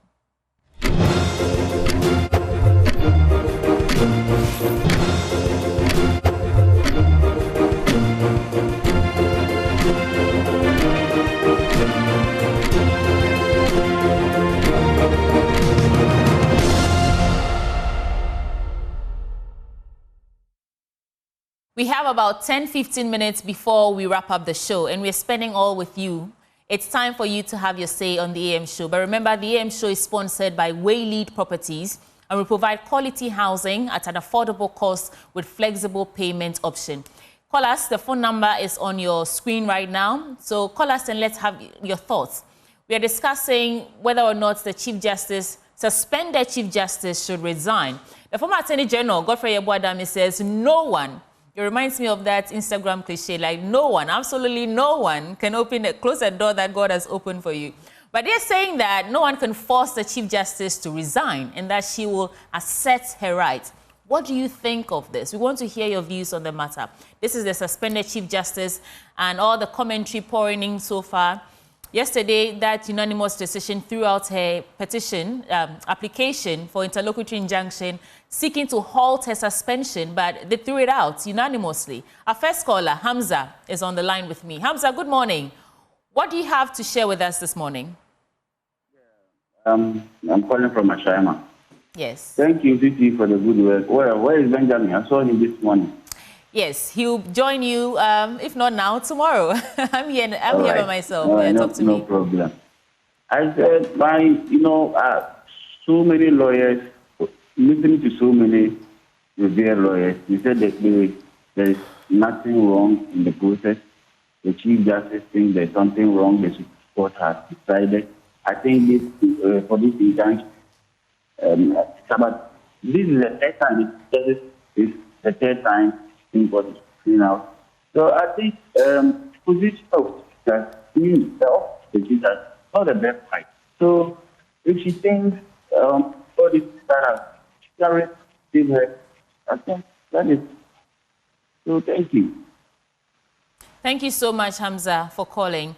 Let me just squeeze this in. So this is congratulations going to the CEO of the year from the 9th Ghana CEO Summit. And congratulations to you, sir, for winning CEO of the year 4 consecutive times. Your company says they salute you. And so congratulations, sir. I can't seem to find the name there, but I'll find it for you in the course of the day. So the phone lines are active. Divine is calling. I hope it's my friend Divine from Germany. Hello, Divine. Good morning. Good morning. Divine from Eastern Region, Esiakwa. Hi, Divine from Eastern Region. What's on your mind? Actually, we've all been following the issues about the suspension of the Chief Justice. Yes. But I think in all processes, she has every right to file a case, whether it's abuse of a right or whatever. But at the same time, that right should not be abused. The system is just supposed to be reset. Simply because she has been at that position, and we've all witnessed a lot of cases that has been there. And what the law says is what those who are on the panel are trying to exhibit. So some of us don't know and don't even think that there should be a problem with it. But as of now, the NPP members, none of us has ever raised an issue about the illegality of what the president is doing. Divine, thank you for sharing your thoughts with us as well. This is the segment where you can call us and share your thoughts with us. We do this with you and for you. Ubuntu, we are because of you. So I think I was trying to congratulate Pawan Aidisani, and he is CEO of the year for the 4th consecutive time. And they are from Everyday Printing. Everything paper. Everything to anything paper. JK Printing. So congratulations, sir. We have time for about 2 more callers. You can also phone us and let's get your thoughts. We have Dennis calling us now. Dennis, where are you calling us from? This is Dennis calling from Parliament in the water rate. Okay, Dennis. Look at your phone. Let's hear your thoughts. Before, please, the issue concerning the removal of the... Yeah. Dennis, we can hear you. Go ahead. The Supreme Court case, removal of Chief Justice. I think we have to reconnect with you, Dennis. Unfortunately, your line is not very clear. But in addition to what's happening in the judiciary, with the suspension of the Chief Justice, there's also that nominations from President Mahama, 7 nominees who the Speaker of Parliament forwarded to the Appointments Committee, I think some few days ago. That has also come under some sort of controversy. They're saying that they're trying to balance the judges in the Supreme Court, and it's giving it some sort of political coloration. Barnabas is calling us from Takrade. Barnabas, what's on your mind? Please, I'm talking about the suspension of the Chief Justice. I think it is not in the best way for her to resign. Because if I have done something and you want to remove me from my position, I think it is best for me to be at a position, at my post, and go through the due process. If I am good to be at a position, I think I will accept it or I will just resign from that kind of disgrace that I have been given. So I think the Chief Justice has to remain at the post and go through the process. After everything, if she wants to resign, then she resign, or she wants to take the power, then she take the power back. Thank you so much. So that's someone saying that she should not resign. And that's in alignment with what Godfrey Ebwadam is saying, that she will not. Absolutely no one can make her resign. But what do you also think? Should she resign to save face? At this point, I don't know what other options are available to her or for her to, find a way out. But here we are. This is what's happening. And in about 2 minutes, we'll end this segment. So call us right now. I was telling you about those nominations to the Supreme Court as well, those 7 nominations. And that's commentary pouring in about wanting to balance the number of known politically exposed people to the NPP who are in the Supreme Court to the number of politically exposed NDC. I really don't understand what's going on there, but that is what situation we have right now. We have Theophilus from Katamanso on the line. Theophilus, what do you say? Should she resign or not resign? Hello? Hi. Theophilus, don't listen to me on your TV set. set. Out of the question because I don't think the president would even accept her resignation. The president would even accept her resignation. And in any case, what is happening now is due process of the law. And in her own words, the law is the law. The president, on advice from experienced lawyers and legal luminaries, is just following what the law says in the Constitution of the Republic of Ghana, which is the mother law of Ghana. And the Constitution provides, at Article 146, Clause 10, that the president has the power to suspend the Chief Justice in such a circumstance. And mind you, the opposite too is true. The president has the power to, at any moment from now, revoke or rescind the suspension. But in my opinion, in my very humble opinion, looking at how the Honorable Lady is challenging the system and repeatedly going to court with issues that have already been determined by the Supreme Court in plethora of cases. I think she's made her matters work, and she will continue to be on suspension. And whatever is happening, the president has not done anything wrong at all. He has just followed the Constitution, which he is mandated to protect. That is what it is. There's nothing wrong with the suspension, and there's nothing wrong with the committee that is going on. Her own colleagues must be respected by the former Chief Justice. She must respect her colleague. And so I think all the decisions by the Supreme Court so far up to date on the suspension and removal of the Chief Justice is appropriate, is correct, and is proper. Thank you, Theophilus. And I believe they are following the law. All right. Theophilus, thank you so much for calling and adding your voice to the matter. I remember what Kojo Oponkroma said. He said that because of the pre-advertisement that members of the NDC did, this is all political, not constitutional. So it begs the question whether or not the political commentary sort of removes the legal processes, you know, it becomes non-existent. But this is what we have. Now, I have to leave you with Ghana Grows Changing Narratives, because that's coming up next in the next 5 minutes.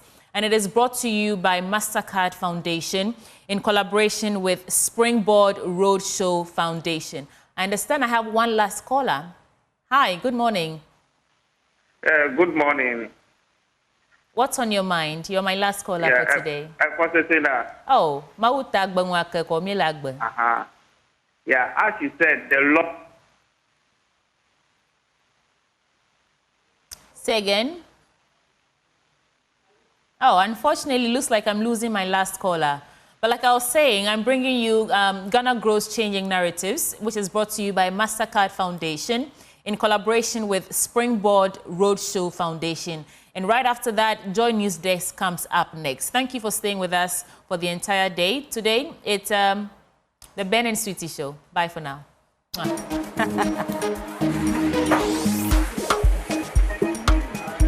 What inspired me to start Style and Glamour Packaging Fairness? I saw a need on the society, that is the environment. How plastics are destroying the natural environment. So we wanted to do something, provide an alternative to plastics. I'm Doreen Amedio. I'm the founder of Style and Glamour Enterprise.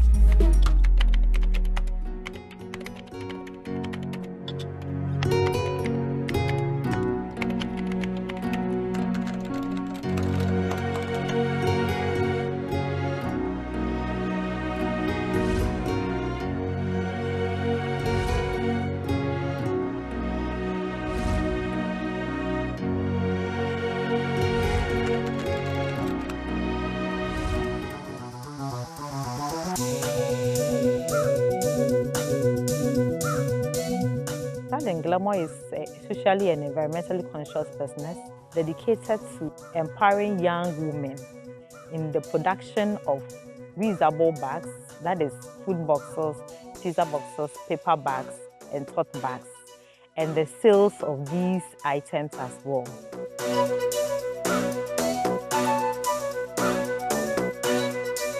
Style and Glamour has been in business for the past 5 years. I started with myself and one other staff. So gradually realized that the demand was coming and we couldn't meet the demand with only the two of us working. So that's how we started employing more staff. Now our staff strength is about 15. We believe in women empowerment. So when it comes to Style and Glamour, our workforce is about 99% women. We work with women. I started with Style and Glamour 3 years ago. The Jumano Abuame. Ama me kura me timi support me kunu ene me ma ti edwuma na de eye pa. Personally too, I am fulfilled because I wanted to do something. I have been able to achieve it. Waking up every morning, seeing that I've put a smile on these young women's faces is a fulfillment for me. I want to see more women employed, and the future to me is bright. All that we need is funding to get a bigger space to employ more women. And I see Style and Glamour go beyond the borders of Ghana to at least our neighboring countries around. This is my first time patronizing from her, and I'll see that I would go again and again and again to patronize from her because she is a solid brand. Okay, with the Ghana Grows program, first of all, I saw it on TV and then on the social media handles as well. And I think you are doing a good job. Bringing businesses into the limelight is key because people get to know what young people are doing in the country. Nti mama Jane so me dana si bebre. What shall me den? If you want to start a business, have the vision first. Believe in what you have and work towards it. Consistently and diligently. Don't think about, oh, I don't have the capital to start a business. Start small and bit by people will start believing in your dreams and your aspirations, and then they will invest in you, and then you will get it. Ghana grows all day!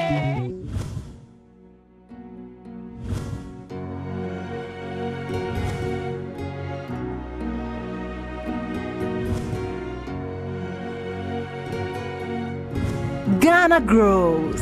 Hope Day.